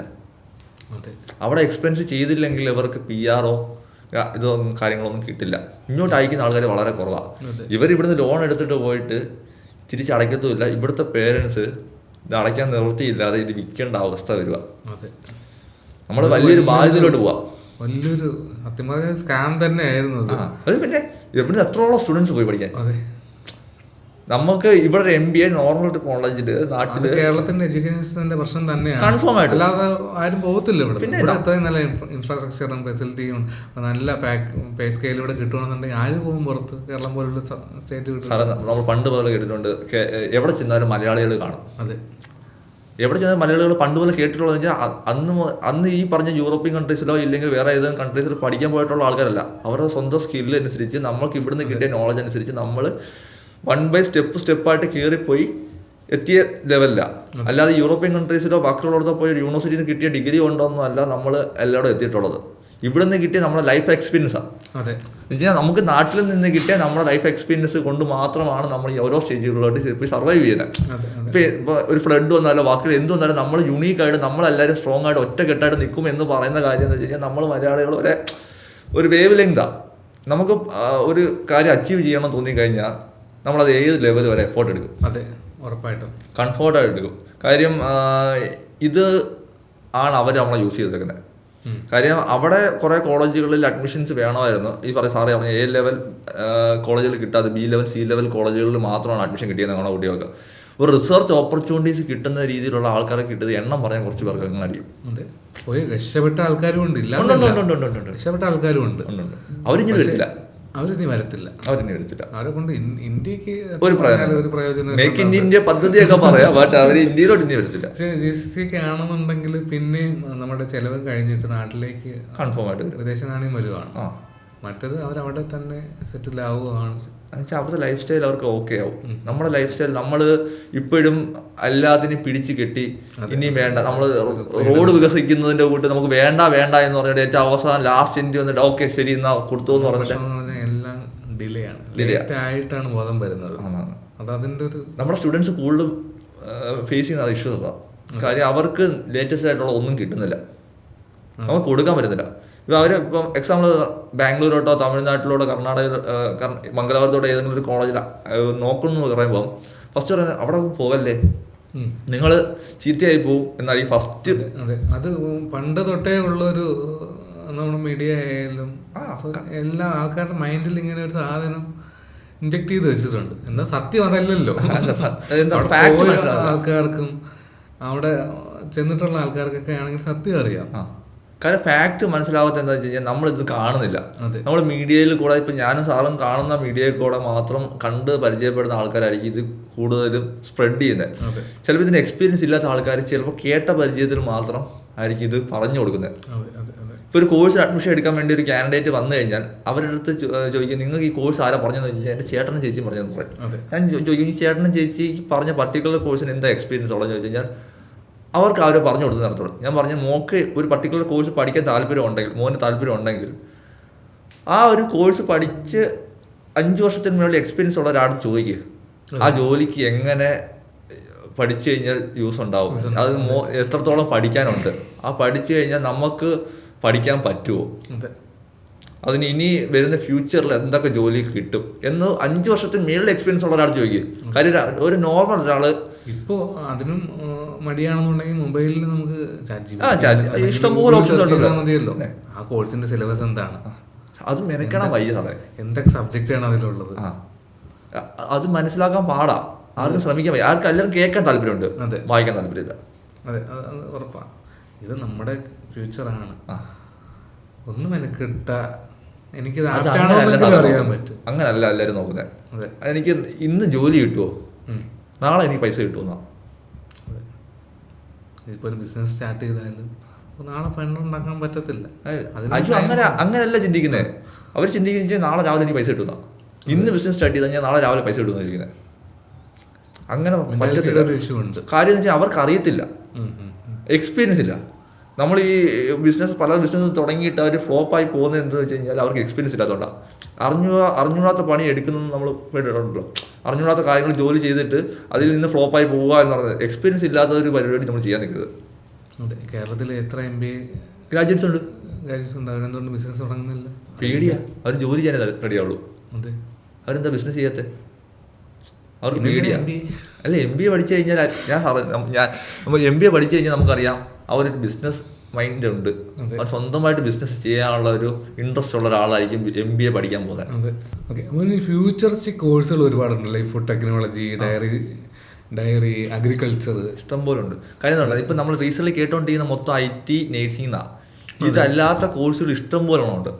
കാര്യം എന്ന് വെച്ച് കഴിഞ്ഞാൽ ഈ 2 ഫീൽഡ് കഴിഞ്ഞിട്ട് നമുക്ക് സർവൈവ് ചെയ്യണം. നമുക്ക് സർവൈവ് ചെയ്യണം. ആ ഫുഡ് കഴിച്ചു പറ്റത്തുള്ളൂ. ഈ ഫുഡ് കഴിക്കുന്നത് വെച്ച് കഴിഞ്ഞാൽ നമ്മളിപ്പം നോക്കുന്ന വെച്ചാൽ ഏറ്റവും ഹെൽത്ത് കോൺഷ്യസ് ആയിട്ടുള്ള ഫുഡുകൾ കഴിക്കാനായിരിക്കും നമ്മൾ നോക്കുന്നത്. പക്ഷെ നമ്മൾ അഡ്വാൻസ് ആയിട്ട് ചിന്തിച്ചു തുടങ്ങി. ഇപ്പം എന്താ ഇനി ഈ ഫുഡ് ഇപ്പം ഫോണിലെടുത്ത് സ്കാൻ ചെയ്ത് നോക്കിക്കഴിഞ്ഞാൽ ഈ ഫോൺ ഇതിൽ എത്ര കലോറി ഫുഡുണ്ട് എന്ന് നമ്മൾ ഡീറ്റെയിൽ ചെയ്ത് നമ്മൾ അത്ര കോൺഷ്യസ് ആയിട്ടാണ് നമ്മൾ ഓരോ കാര്യങ്ങളും നമ്മൾ ചെയ്തുകൊണ്ടിരിക്കുന്നത്. അപ്പം ഇങ്ങനെയുള്ള ഇൻഡസ്ട്രീസ് ഭയങ്കരമായിട്ടും മൂവ്മെൻ്റ് ആയിക്കൊണ്ടിരിക്കുന്നതാണ്. അപ്പോൾ അതിൽ പഠിച്ചിറങ്ങുന്ന ആൾക്കാരുടെ ലിമിറ്റേഷൻസ് വളരെ ഉണ്ട്, കുറവാണ്. കഴിഞ്ഞാൽ food technology, food and nutrition, diagnostics, ഇപ്പോൾ എക്സാമ്പിൾ പറയുന്നുണ്ടെങ്കിൽ ഡയറി ടെക്നോളജി ഒന്നും പഠിക്കാൻ കോളേജുകൾ വളരെ എണ്ണം പറഞ്ഞ കോളേജുകളുള്ളൂ. ഇത് സെലക്ട് ചെയ്ത് പഠിക്കാൻ പോകുന്ന കുട്ടികൾ വളരെ യുണീക്കാണ്. അവർക്ക് ഫ്യൂച്ചർ ഉണ്ട്, അതൊക്കെ പഠിക്കാൻ പറ്റിയ കുട്ടികളും ഉണ്ട്. അതൊന്ന് ഞാൻ പറയാം, VHSC അഗ്രികൾച്ചർ എടുത്ത കുട്ടികൾ ആണ് തപ്പും. അവർ തപ്പി കണ്ടുപിടിക്കും. അവർക്കറിയാം എനിക്ക് ഫ്യൂച്ചർ വേറെയാ, എൻ്റെ ഫ്യൂച്ചർ വേറെയാ. അവർ BSc agriculture, BTech food agriculture engineering, BSc fisheries, BTech dairy technology, ഇങ്ങനെയുള്ള പല ഡിഫറെൻറ്റ് ഫീൽഡുകളിലോട്ട് പോകും. MSc അഗ്രികൾച്ചർ, MBA അഗ്രികൾച്ചറും ഉണ്ട്. MBAയിൽ അഗ്രികൾച്ചർ ഉണ്ടെന്ന് സാറ് നമ്മൾ കുറച്ച് പേർക്കൊക്കെ ആയിരിക്കും ചിലപ്പോൾ അറിയുന്നത്. MBA അഗ്രികൾച്ചർ ഉണ്ടെന്ന്. MBA എന്തോ അഗ്രികൾച്ചർ ജോലി ചെയ്യുന്നതെന്ന് ചോദിച്ചു കഴിഞ്ഞാൽ നമ്മളിപ്പോൾ ദിവസം കഴിച്ചുകൊണ്ടിരിക്കുന്ന ഫുഡുകൾ നമ്മളെ മാർക്കറ്റ് ചെയ്തിട്ട് നമ്മൾ കഴിക്കുന്നത്. അതെ. അതിനകത്തോടെ എന്തൊക്കെ കമ്പോണൻസ് ഉണ്ട്, എന്തൊക്കെയാണ് യൂസ് ചെയ്യുന്നത്, അത് എങ്ങനെയാണ് ചെയ്യേണ്ടതെന്നൊന്നും നമുക്കറിയത്തില്ല. നമ്മൾ ആരോ പരസ്യം കണ്ടു, നമ്മളത് കഴിക്കുന്നു, ചെയ്യുന്നു. പരസ്യം കാണാത്ത ഒരു സാധനം നമ്മൾ ഇൻസ്റ്റന്റ് വാങ്ങുന്നു, പൊട്ടിക്കുന്നു, കഴിക്കുന്നു. ഇപ്പം ഫുഡൊക്കെ നമ്മൾ റീസെന്റ് എങ്ങനെ പ്രിപ്പയർ ചെയ്യുന്നു, എങ്ങനെ അതായി എന്ന് ആരും ചിന്തിക്കില്ല. ഇല്ല. ഇപ്പം 5 മാസം 6 മാസം 1 വർഷമൊക്കെ ഫുൾ പാക്ക് ചെയ്ത് വെച്ചിട്ട് അടുത്ത ദിവസം വെള്ളത്തിൽ ഇട്ട് ചൂടാക്കി കഴിഞ്ഞാൽ ഫുഡ് കഴിക്കാൻ, ഫ്രഷ് ഫുഡ് പോലെ കഴിക്കാൻ പറ്റുന്ന സാധനമുണ്ട്. അതെ. ഇതൊക്കെ എങ്ങനെയായി? ഒരു ദിവസം പഴകി കഴിഞ്ഞാൽ കഴിക്കാൻ പറ്റാത്ത ഫുഡുകളായിരുന്നു ഉണ്ടായിരുന്നത്. ഈ സെയിം സാധനമൊക്കെ 1 വർഷമൊക്കെ എങ്ങനെ ഇരിക്കും? ഇത് ഒരു കോഴ്സാ, ഇതൊരു ഫീൽഡാ. അതിൽ എക്സ്പേർട്ട് ആയിട്ടുള്ള ആൾക്കാർ കണ്ടുപിടിച്ച പല കാര്യങ്ങളാണ് നമ്മളിപ്പം ഭയങ്കര ക്യൂരിയോസിറ്റിയിൽ നോക്കിക്കൊണ്ടിരിക്കുന്നത്. നമ്മുടെ കുട്ടികൾക്ക് അപ്ഡേഷൻസ് ഫോണിൽ നമ്മൾ അപ്ഡേറ്റ് ചെയ്യുന്നതിനാ അടുത്ത ഫീച്ചർ കിട്ടാൻ വേണ്ടിയാണ്. ഫോൺ അപ്ഡേറ്റ് ചെയ്യുന്നത് നമ്മൾ അടുത്ത ഫീച്ചർ കിട്ടാൻ വേണ്ടിയാണ്. ഇതേപോലെ നമ്മളൊരു സ്ട്രീമിൽ ചെന്ന് കയറി കൊടുത്താൽ മാത്രമേ നമുക്ക് അടുത്ത സ്ട്രീമിലോട്ട് എങ്ങനെ ചെത്താൻ പറ്റും നമ്മൾ ആലോചിക്കത്തുള്ളൂ. അതുപോലെ ഇപ്പോഴും ഈ മെഡിക്കൽ പ്രൊഫഷൻസിൽ ഇപ്പോൾ റീസെന്റ് ന്യൂറോ സയൻസിന് അത്യാവശ്യം ഇപ്പം ന്യൂറോ സംബന്ധമായിട്ടുള്ള ഇഷ്യൂസ് കൂടുതൽ വരുന്നുണ്ട്. എന്ന് വെച്ചാൽ നമ്മൾ ഫോൺ സ്ഥിരം യൂസ് ചെയ്യുന്നുണ്ടായിട്ട് നമുക്ക് തലയ്ക്കും ബ്രെയിനിന് അത് കൂടുതൽ BSLP ഒക്കെ അത്യാവശ്യം നല്ല രീതിയിൽ പോകുന്നുണ്ട്. കുട്ടികളൊക്കെ ഫോൺ അഡിക്ഷൻ വന്നിട്ട് ഒരുപാട് കുട്ടികൾ കരയായിരിക്കാൻ വേണ്ടി ഫോൺ കൊടുക്കും. അതെ. അതെന്ന് വെച്ച് കഴിഞ്ഞാൽ അവർ പർട്ടിക്കുലർ കുറച്ച് സമയത്ത് നമുക്ക് അവർ സ്പെൻഡ് ചെയ്യാൻ സമയം കൊടുക്കാത്തതുകൊണ്ടാണ്. നമ്മളെന്താ അവരോട് സമയം സ്പെൻഡ് ചെയ്യാത്തേ? അവർ ബഹളം ഉണ്ടാക്കുക എന്ന് വിചാരിക്കും. ആ ഒരു വയസ്സിനും 3 വയസ്സിനും 4 വയസ്സിനും ഇടയിലായിരിക്കും ഇവർക്ക് ഏറ്റവും കൂടുതൽ ഐഡിയാസും ഇല്ലെങ്കിൽ അവരുടെ ബ്രെയിൻ ഡെവലപ്പ് ചെയ്തിട്ടിരിക്കുന്നത്. അവർക്ക് ആ സമയത്ത് ഫോൺ കൊടുത്ത് നമ്മളവരെ ലോക്കാക്കുക. അതെ. നമുക്ക് ബിഫോർ കോവിഡ് വരെ സ്പീച്ച് തെറാപ്പിയൊക്കെ എടുക്കുന്ന കുട്ടികളുടെ എണ്ണം കുറവായിരുന്നു. ഇപ്പോൾ അതൊരു 30-40% എബോവ് ആയിട്ടാണ് പുഷ് ആയിരിക്കുന്നത് ലേറ്റസ്റ്റ് കണക്കനുസരിച്ച്. അപ്പോൾ അങ്ങനെയുള്ള കോഴ്സുകൾക്കും ഓപ്പർച്യൂണിറ്റീസ് യുണീക്കായിട്ട് എടുക്കുന്ന കുറേ കുട്ടികളുണ്ട്. അതെ. കാര്യം ഈ എപ്പോഴും ട്രെൻഡിന് മാത്രം പുറകെ പോകാതെ കുറച്ച് ബാക്കിലായിട്ട് നിന്നിട്ട് ഫോക്കസ് ചെയ്യുന്നു, ഫുൾ ആൻഡ് ഫുള്ളി ഒന്ന് ഫോക്കസ് ചെയ്തിട്ട് നല്ല കോഴ്സുകൾ എടുക്കുന്ന ഇഷ്ടംപോലെ കുട്ടികളുണ്ട്. അവരാണ് നല്ലൊരു ഫ്യൂച്ചർ കണ്ട് അവരുടെ കരിയർ പാത്ത് അവർ സെറ്റ് ചെയ്യും, അവരെ ഒബ്സർവ് ചെയ്യും. ഇപ്പം നീറ്റ് എടുക്കാൻ നമ്മൾ 2-3 വർഷം നോക്കൂ എന്ന് പറയുന്നതിൻ്റെ കൂട്ട് ഇങ്ങനെയുള്ള കുറച്ച് കുട്ടികളുണ്ട്. അവർക്കറിയാം എൻ്റെ കരിയർ എങ്ങനെ സെറ്റ് ചെയ്യണം. അതെ. ചിലർക്കൊരു പ്രോപ്പർ ഗൈഡൻസ് കിട്ടിയാൽ അത് ക്ലിയർ ആയി, ചിലർക്ക് വേണ്ട. അതെ, എന്തെങ്കിലും പഠിച്ചെങ്കിൽ പോവാം. അതെന്താ പറയട്ടെ, ചിലർക്ക് വേണ്ട എന്ന് പറഞ്ഞു കഴിഞ്ഞാൽ അവർ ആദ്യം മുതലേ അതിനെക്കുറിച്ച് പ്രിപ്പയർഡ് ആയിരിക്കും. അതെ. ഇപ്പം ഞാൻ പറഞ്ഞില്ലേ, BSc അഗ്രികൾച്ചർ എടുക്കുന്ന കുട്ടി VHSCയിൽ അഗ്രികൾച്ചർ എടുത്തിട്ടുണ്ടായി. അതെ.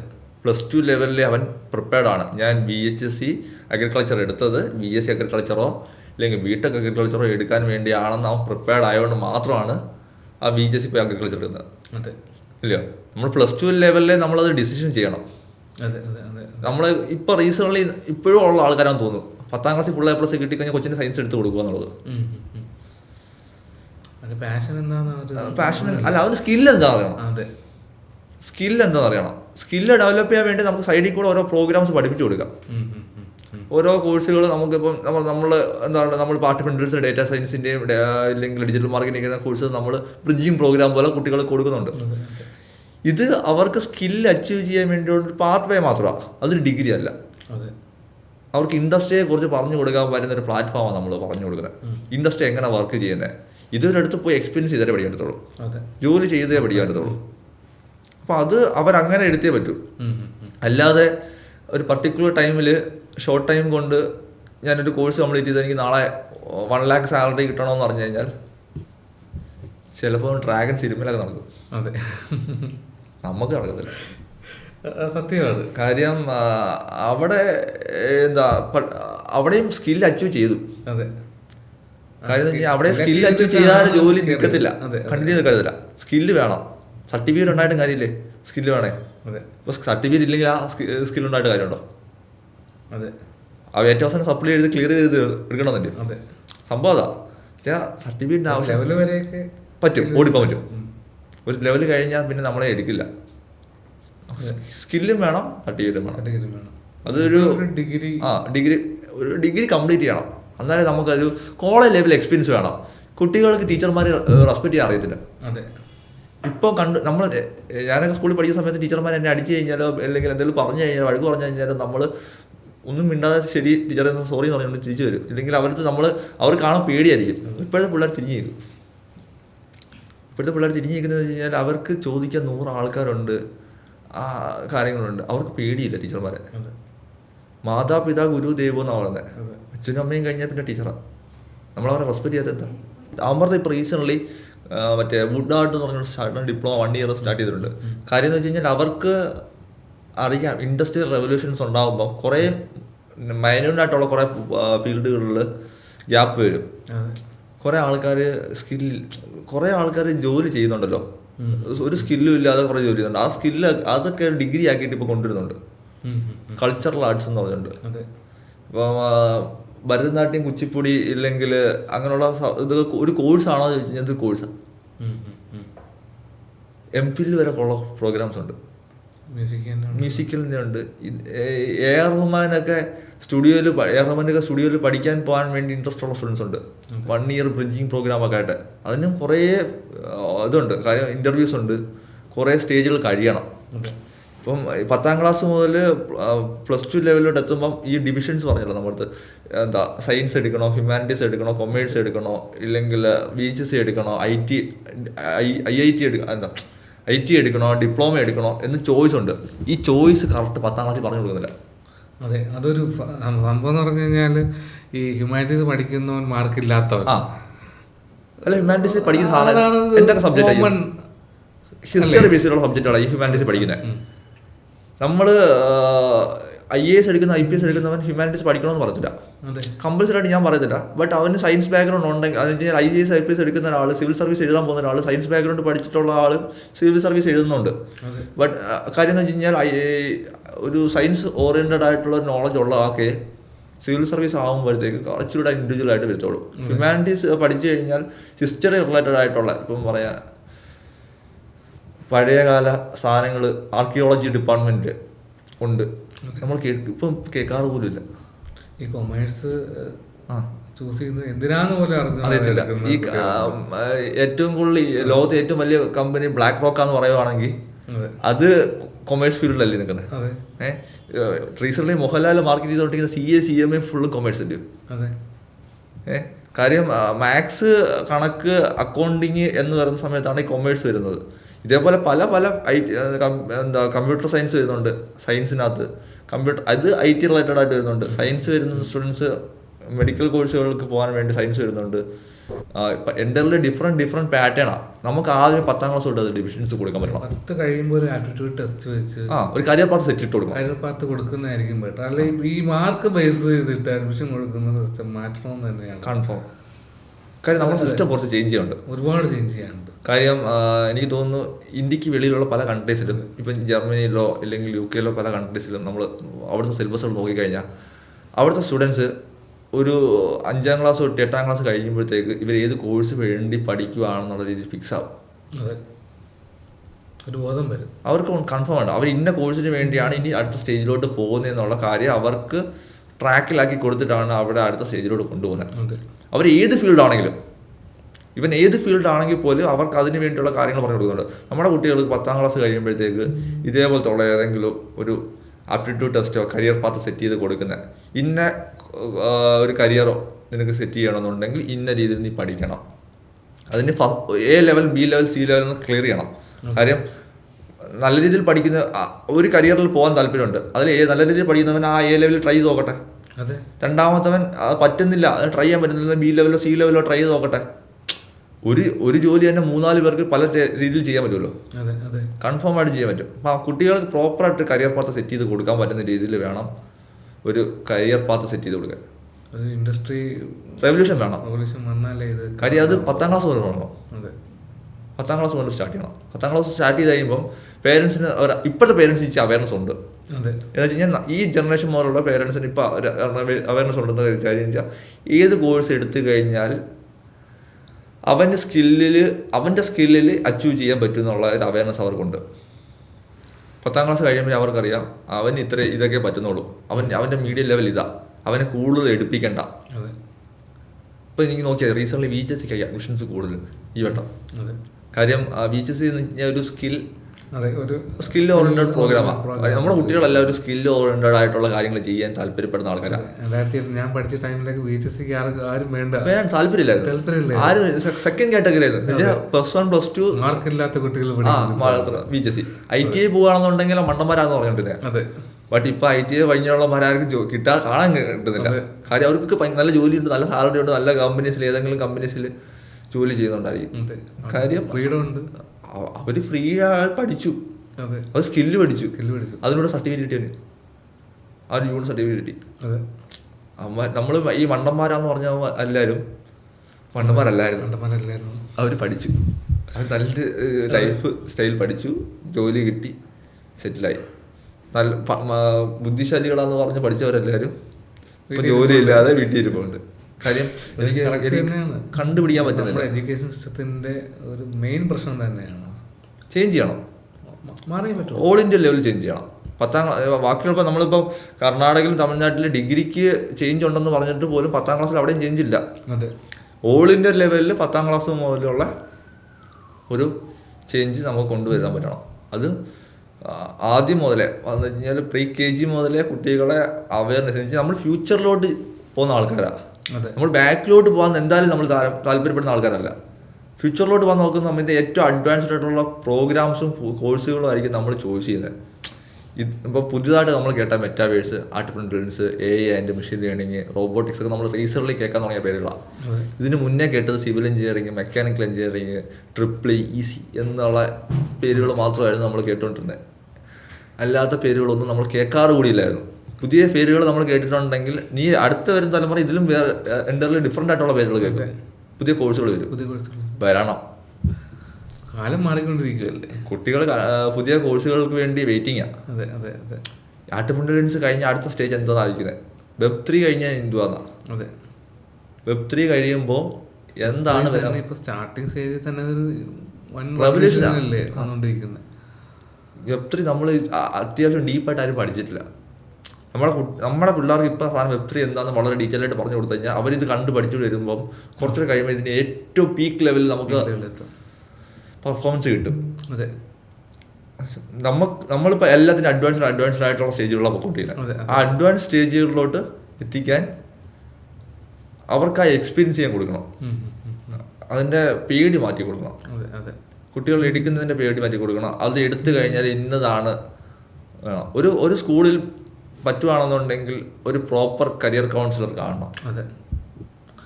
എന്താണ് ഒരാളുടെ ടാലന്റ് എന്താന്ന് മനസ്സിലാവുന്ന ഒരാള് ഉണ്ടെന്നുണ്ടെങ്കിൽ നന്നാവും. കൺഫേം ആയിട്ട്.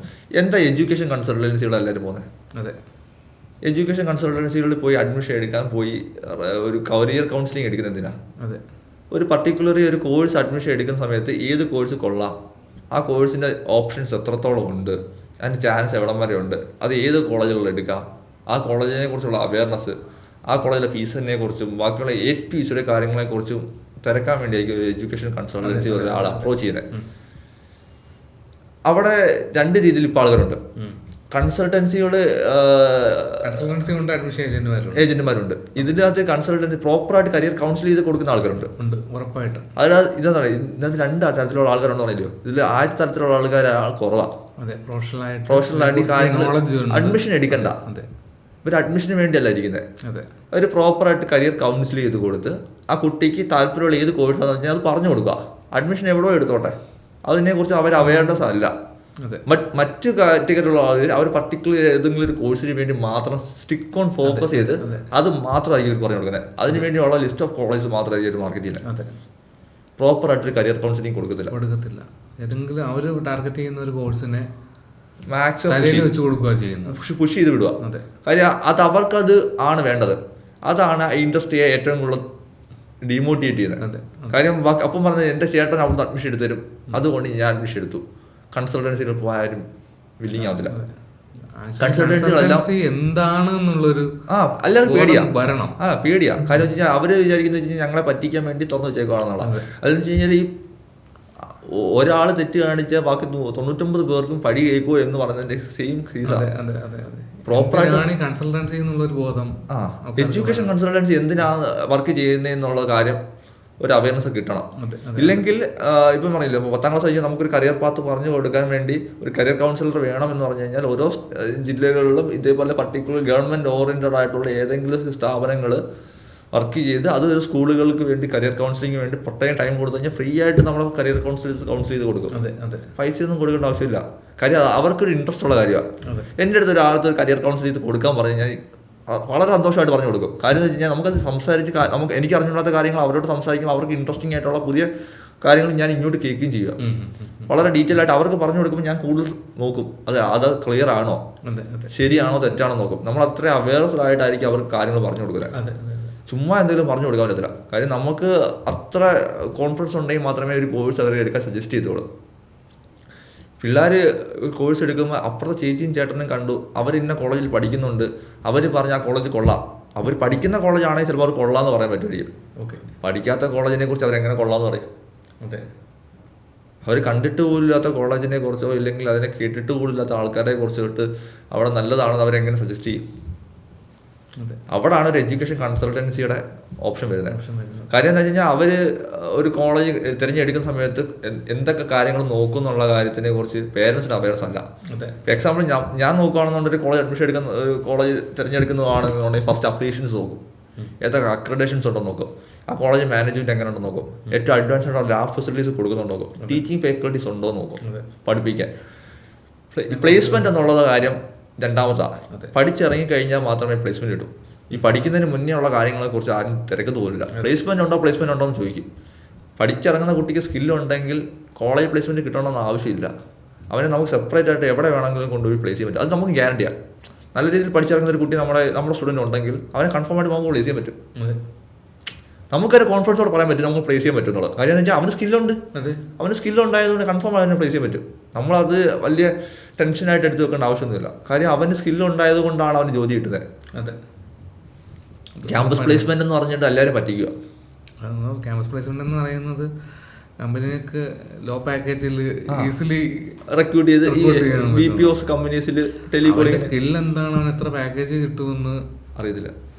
അത് അതിൻ്റെ ഒരു പ്രശ്നമാണത്. അത് BPOസിൽ ടെലികോളിങ്ങിന് വേണ്ടിയാണ് കൂടുതൽ കോളേജുകളിൽ നിന്നുള്ള പിള്ളേരെ നോക്കി ജസ്റ്റ് കോളേജിൽ പോയിട്ട് അവിടുത്തെ ഒരു പ്ലേസ്മെന്റ്സിന്റെ സാധനങ്ങൾ നോക്കിക്കഴിഞ്ഞാൽ നമുക്കറിയാം മിക്കുള്ള BPOs ആയിരിക്കും.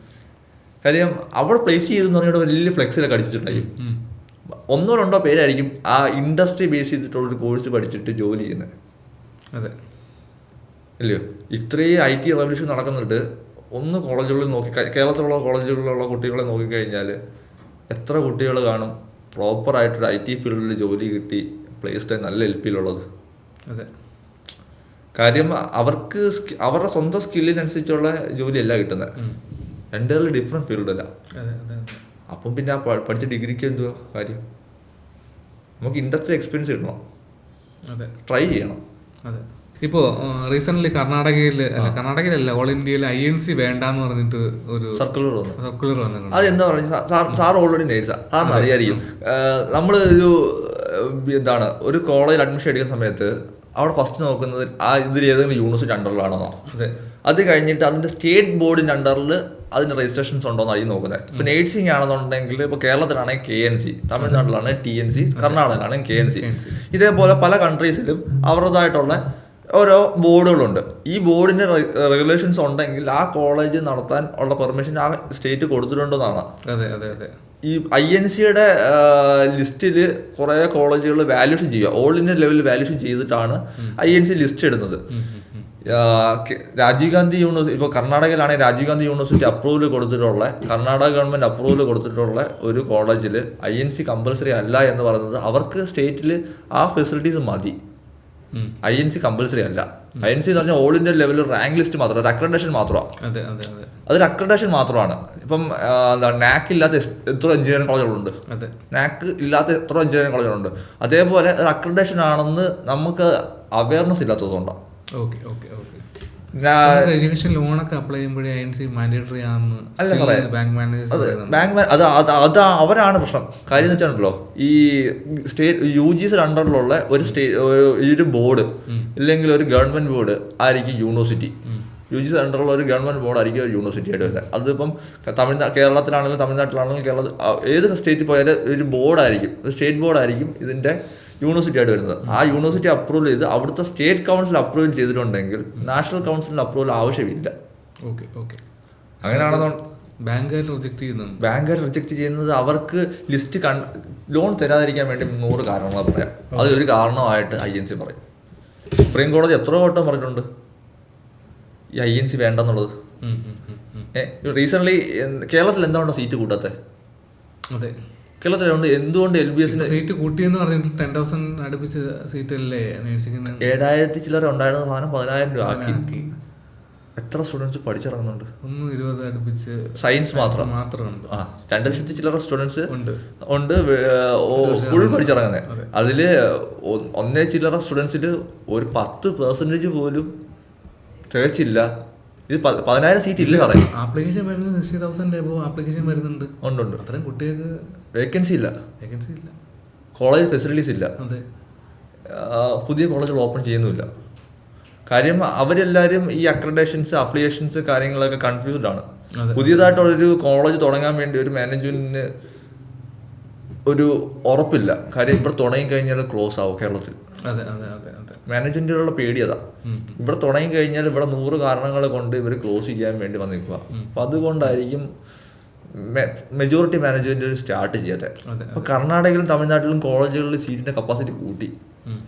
നോർമലി ഉണ്ടായിരുന്ന 100 സീറ്റിൽ നിന്ന് 200 സീറ്റിലോട്ടൊക്കെ ഇൻക്രീഡ് ചെയ്തു. കാര്യം അവർക്ക് കോളേജിനെക്കാട്ടി കൂട്ടുന്നതിനെക്കാട്ടിലും കോളേജിന്റെ സീറ്റിംഗ് കപ്പാസിറ്റി കൂട്ടിയതായത്. ഇവിടെയും കൂട്ടാൻ പറ്റും. ഇവിടെയും കൂട്ടിക്കഴിഞ്ഞാൽ അപ്രോക്സിമേറ്റ് നല്ല കോളേജുകളിൽ ഫെസിലിറ്റി കൂട്ടട്ടെ, സീറ്റിംഗ് കൂട്ടട്ടെ. കൂട്ടി കൊടുക്കാത്ത എന്താ? ഈ 100 കാരണങ്ങളാ. INC ഇല്ല, ഇല്ല ലാബ് ഫെസിലിറ്റീസ് കുറവാണ്, ഇല്ലെങ്കിൽ ഇന്ന ഒരു കാരണം കൊണ്ട് ഏതെങ്കിലും ഒരു സംഘടനകൾ വരും പ്രശ്നങ്ങളായിട്ട്.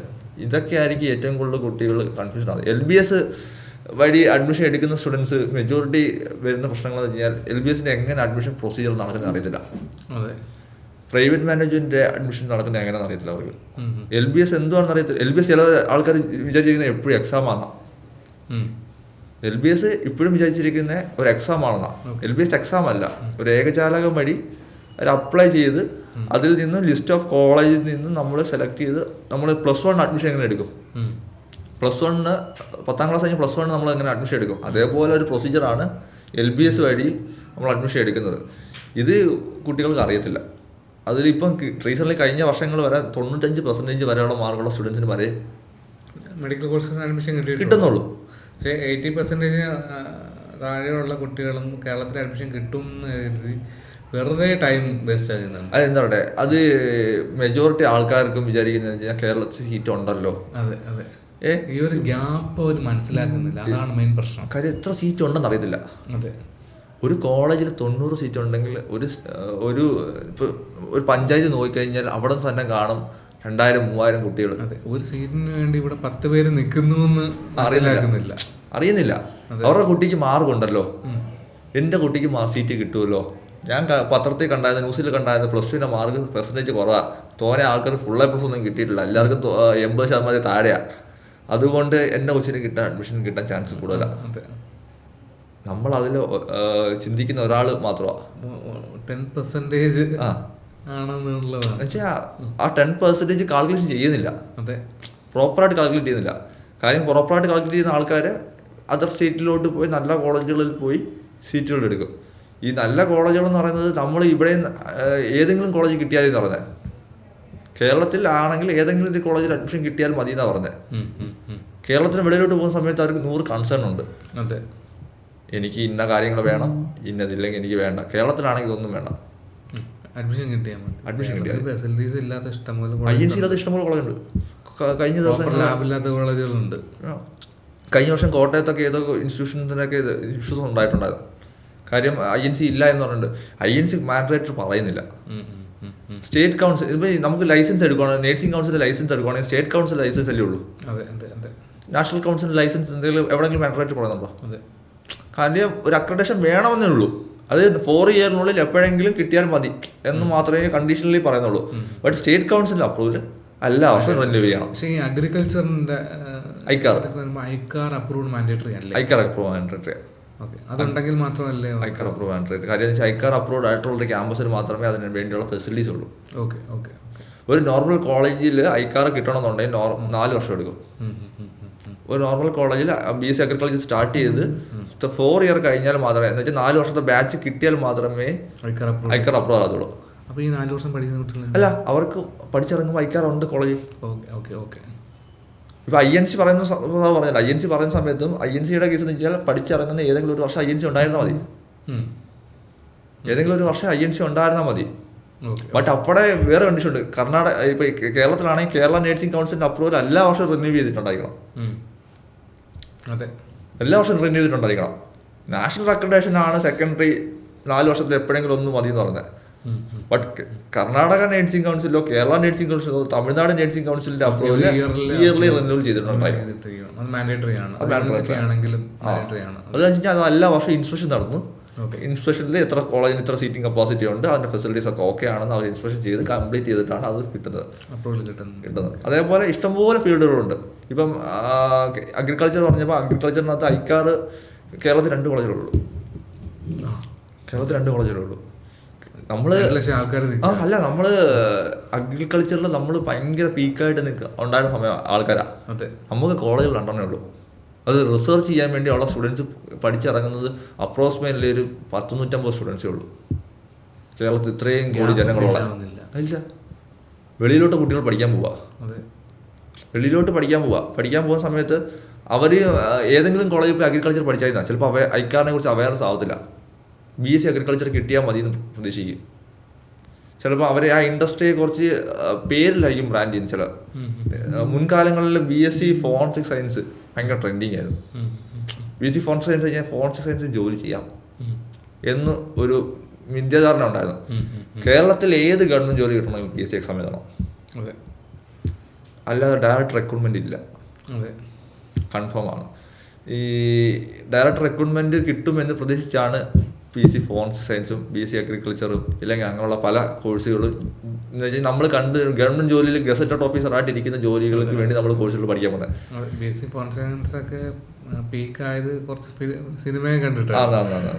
കാര്യം ഫോറൻസിക് എന്നുള്ള സിനിമയെ കണ്ടിട്ടായിരിക്കും അവര് വിചാരിച്ചിരിക്കുന്നത് ഇത് മേടിച്ചാൽ നമുക്ക് ഉടനെ ഇതാവാം. അല്ല, അവിടെ ലോജിക് ഉണ്ട് സാറേ. കാര്യം നേരത്തെയൊക്കെ ഫോറൻസിക് സയൻസ് എന്ന് പറയുന്ന കോഴ്സുകൾ തുടങ്ങുന്നതിന് മുന്നേ ഒക്കെ ആണെങ്കിൽ MSc കെമിസ്ട്രി MSc ഫിസിക്സ് കഴിഞ്ഞിട്ടുള്ള ആൾക്കാരായിരുന്നു ഈ ഫോറൻസിക് ഡിപ്പാർട്ട്മെന്റ് വന്നിട്ടുള്ളത്. അപ്പോൾ നമ്മൾ ആലോചിക്കണം, അത്രത്തോളം ലോജിക്കലി വർക്ക് ചെയ്താൽ മാത്രമേ ആ ഒരു ഫോറൻസിക് ഡിപ്പാർട്ട്മെന്റ് നമുക്ക് ജോലി കിട്ടത്തുള്ളൂ.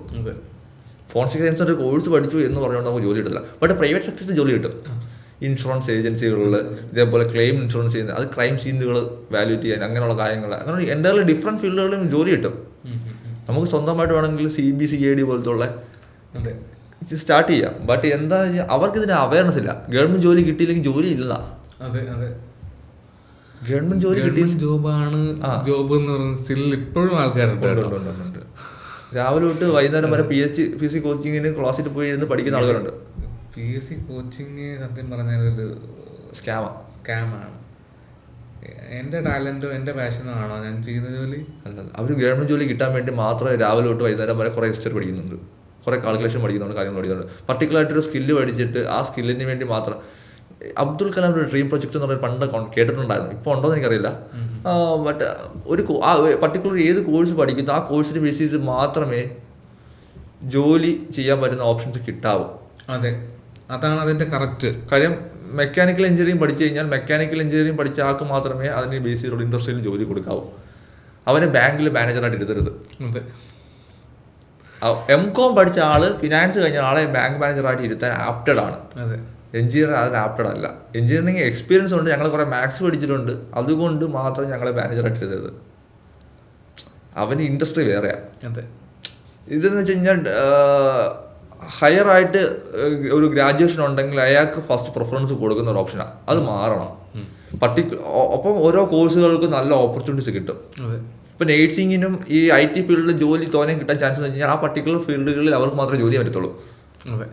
അതുകൊണ്ടാണ് ആ ജോലി അതുകൊണ്ട് മാത്രമാണ് ആ കോഴ്സുകൾക്ക് ജോബ് ഓപ്പർച്യൂണിറ്റീസ് കൂടുതലുള്ളത്. ബാക്കിയുള്ള ജോബ് ഓപ്പർച്യൂണിറ്റീസ് കുറയാനുള്ള കാരണം എന്ന് വെച്ച് കഴിഞ്ഞാൽ എനിവൺ ജോലി ചെയ്യാം. ആർക്കും ഏത് സ്ട്രീമിലും ജോലി ചെയ്യാൻ പറ്റും.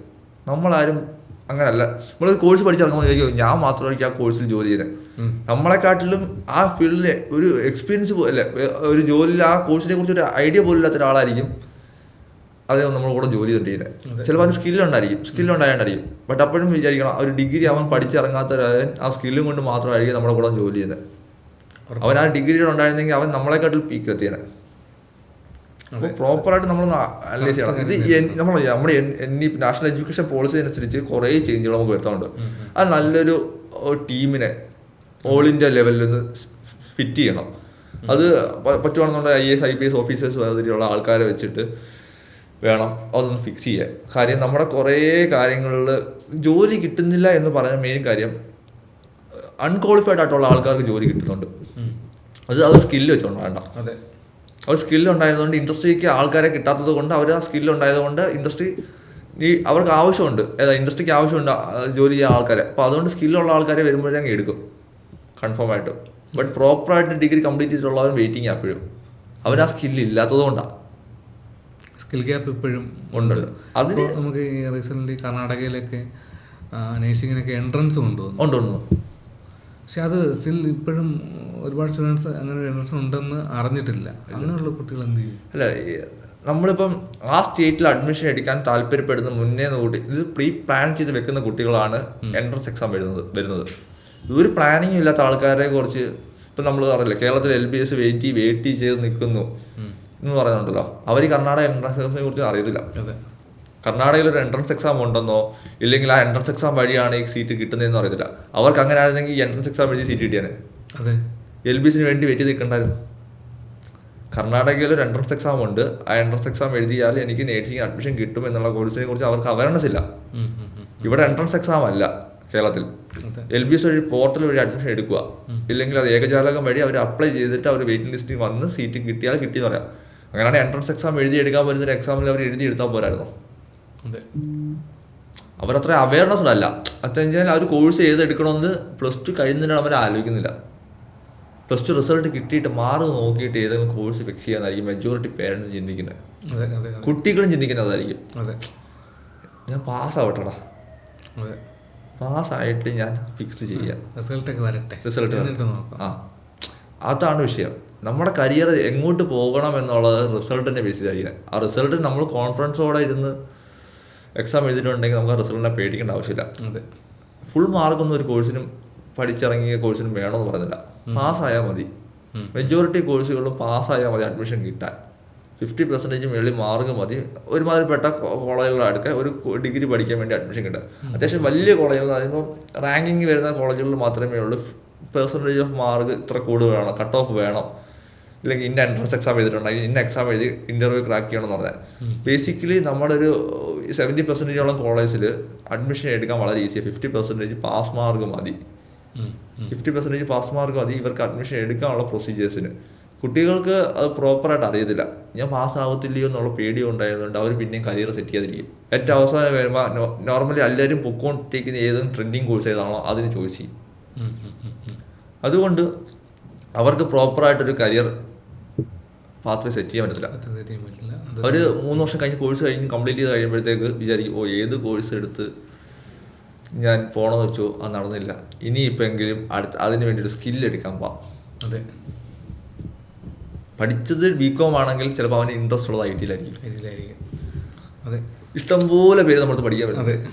ഇഷ്ടംപോലെ പേര് പഠിക്കുന്നുണ്ട്. ഞാൻ അവൻ ഇൻട്രസ്റ്റ് ഉള്ളത് അപ്പോൾ അന്ന് വീട്ടിൽ സമ്മതിച്ചില്ലായിരിക്കും. ചിലപ്പോൾ അവിടെ സാഹചര്യങ്ങൾ ഉണ്ടായിരിക്കത്തില്ലായിരിക്കും. ചില ഓപ്ഷൻസ് കണ്ടെത്താൻ പറ്റിയില്ലായിരിക്കും കൺഫേം ആയിട്ട്. അപ്പോൾ അവർ അതുകൊണ്ട് 3 വർഷം കഴിഞ്ഞിട്ടായിരിക്കും അവരൊന്ന് റീസെറ്റ് ചെയ്തിട്ട് ഒന്നേന്ന് എടുക്കുന്നത്. അപ്പോൾ അവരാണ് ഈ സ്കില്ല് അച്ചീവ് ചെയ്യാൻ വേണ്ടി ഓടി നടക്കുന്നത്. അപ്പോൾ അവർക്ക് ആ സ്കില്ലിന് കൂടുതൽ ഇൻട്രസ്റ്റ് ഉണ്ടായതുകൊണ്ട് അവർ കൂടുതൽ ഗ്രാജുവലി പഠിക്കും. അവർക്ക് നല്ല രീതിയിൽ ആ ഫീൽഡിൽ ജോലി എടുക്കാൻ സ്കില്ലുണ്ടായതുകൊണ്ട് കിട്ടും. ബട്ട് ആ പർട്ടിക്കുലർ സ്ട്രീം തന്നെയാണ് അവർ പഠിച്ചിട്ട് അത് സ്കില്ല് അച്ചീവ് ചെയ്തതെങ്കിൽ എന്നെ ഒരു ക്ലിക്കായാണ്. ടൈം ഗ്യാപ്പ് വരത്തില്ല, ഇയർ ഗ്യാപ്പ് വരത്തില്ല. അതുപോലെ ഇപ്പോൾ കുട്ടികൾക്ക് എളുപ്പത്തിൽ പെട്ടെന്നൊക്കെ ജോലി കിട്ടുന്ന കോഴ്സസ് ഏതൊക്കെയാണ്? ഇന്ന ഒരു കോഴ്സ് നമുക്ക് ജോലി കിട്ടുമെന്ന് പെട്ടെന്ന് ജോലി കിട്ടുമോ എന്ന് ചോദിച്ചു കഴിഞ്ഞാൽ ജോലി ചെയ്യാൻ താല്പര്യം ഉണ്ടായിരിക്കണം. ഏത് കോഴ്സ് പഠിച്ചാലും നമ്മളെ ജോലി ചെയ്യാൻ താല്പര്യം ഉണ്ടായിരിക്കുന്നതിനൊട്ടിരിക്കും. ഇപ്പോൾ എക്സാമ്പിൾ പറഞ്ഞാൽ MBBS പഠിച്ച ആൾക്കാരും ജോലി ഇല്ലാതിരിക്കുന്നുണ്ട്. അതെ. നാട്ടിൽ 12,000 രൂപയ്ക്കും 15,000 രൂപയ്ക്കും ചില ആൾക്കാർ ഇന്റേൺഷിപ്പ് പോലെ ഹോസ്പിറ്റൽസിൽ ക്ലിനിക്കൽ ട്രെയിനിങ് കിട്ടാൻ വേണ്ടി മാത്രമായിട്ടൊക്കെ വന്നിരിക്കുന്നുണ്ട്. ഇബ്രോഡ് പഠിച്ചിട്ട് വന്നിട്ട് ഇവിടെ ജോലി ചെയ്യാൻ വേണ്ടി നോക്കിയിരിക്കുന്ന ആൾക്കാരുണ്ട്. ഒരു സ്കില്ലിൽ അവൻ്റെ ഒരു കോഴ്സ് പഠിക്കുമ്പോൾ അവൻ്റെ സ്കില്ലില്ലാതെ കാര്യം. അവന് സ്കില്ലുണ്ടെങ്കിൽ ഏത് കോഴ്സ് പഠിച്ചാലും ജോലി കിട്ടും. അത് ആ പർട്ടിക്കുലർ സ്റ്റുഡൻറ്റിനെ ഡിപ്പെൻഡ് ചെയ്തിരിക്കും. പർട്ടിക്കുലർ സ്റ്റുഡൻറ്റ് ഏത് സ്ട്രീം എടുക്കുന്നു, അവൻ ഇൻട്രസ്റ്റ് ഏത് ഫീൽഡിലോട്ടാണ്, അത് ആദ്യം കണ്ടെത്തണം. അല്ലാതെ നമ്മളൊരു കോഴ്സ് എടുത്തു കഴിഞ്ഞാൽ ആ കോഴ്സിന് ഓപ്പർച്യൂണിറ്റീസ് കൂടുതലെന്ന് പറയുന്നില്ല. ബട്ട് ഇപ്പോഴത്തെ റെവല്യൂഷൻ ബേസിസ് IT കോഴ്സുകൾക്ക് തോന്നുന്ന ഓപ്പർച്യൂണിറ്റീസ് ഉണ്ട്, മെഡിക്കൽ കോഴ്സുകൾക്ക് ഓപ്പർച്യൂണിറ്റീസ് ഉണ്ട് എന്നും പറഞ്ഞിട്ട് എല്ലാവരും IT-യും മെഡിക്കലും എടുക്കണമെന്ന് പറയുന്നില്ല. ഡിഫറെൻറ്റ് ഫീൽഡുകളുണ്ട്. ആ ഡിഫറെൻറ്റ് ഫീൽഡുകളിലും ചോയ്സ് ചെയ്യുന്ന ആൾക്കാർക്ക് ഓപ്ഷൻസ് കൂടുതലായിരിക്കും. ഈ ഇപ്പം ട്രെൻഡിങ് പൊയ്ക്കൊണ്ടിരിക്കുന്ന കോഴ്സുകളിൽ നമ്മൾ കോമ്പറ്റീഷനിലാണ് ചെല്ലുന്നത്. നമ്മൾ ആ കോമ്പറ്റീഷനിൽ ജയിച്ചാൽ മാത്രമേ നമുക്ക് അതിന് ജോലി കിട്ടത്തുള്ളൂ. ഡിഫറെൻറ്റ് ഫീൽഡുകൾ ചോയ്സ് ചെയ്യുന്ന പോകുന്ന ആൾക്കാർക്ക് അവരെ തപ്പി ആൾക്കാർ വരും. അവർ ഡിഫറെൻ്റ് ആയിട്ട് എടുത്ത കോഴ്സിനെ ബേസ് ചെയ്ത് ആ പർട്ടിക്കുലർ സ്ട്രീമിൽ ആരും ജോലി ചെയ്യുന്നുണ്ടല്ലായിരിക്കും, അല്ലെങ്കിൽ ജോലിക്ക് ആൾക്കാർ ആവശ്യം ഉണ്ടായിരിക്കും. അപ്പം അങ്ങനെ വരുവാണെന്നുണ്ടെങ്കിൽ നമ്മൾ എക്സാമ്പിൾ പറയുകയാണെങ്കിൽ അഗ്രികൾച്ചർ പഠിക്കാൻ, അഗ്രികൾച്ചർ അല്ലയോ ആരെങ്കിലും പഠിക്കാൻ പോവോ? ഇല്ലെങ്കിൽ ഫിഷറീസ് അല്ലയോ ആരെങ്കിലും പഠിക്കാൻ പോവോ എന്ന് ചോദിക്കും. കാര്യം അതൊക്കെ നമ്മൾ കാണുന്ന വെച്ച് കഴിഞ്ഞാൽ ഇതൊന്നും ജോലി നമ്മൾ കണ്ടിട്ടില്ല. സ്ഥിരം ആരും കേൾക്കുന്നത്, സ്ഥിരം കേൾക്കാത്ത എത്രയോ ജോലികളുണ്ട്. സ്ഥിരം നമ്മൾ കണ്ട് പരിചയപ്പെടാത്ത എത്രയോ ജോലികളുണ്ട്, ഒരുപാട് ജോലികളുണ്ട്. പാഷൻ എന്താണെന്ന് കണ്ടെത്തി അതിൽ ഫോക്കസ് ചെയ്ത് പോകാന്നുള്ളതാണ് കൺഫേം.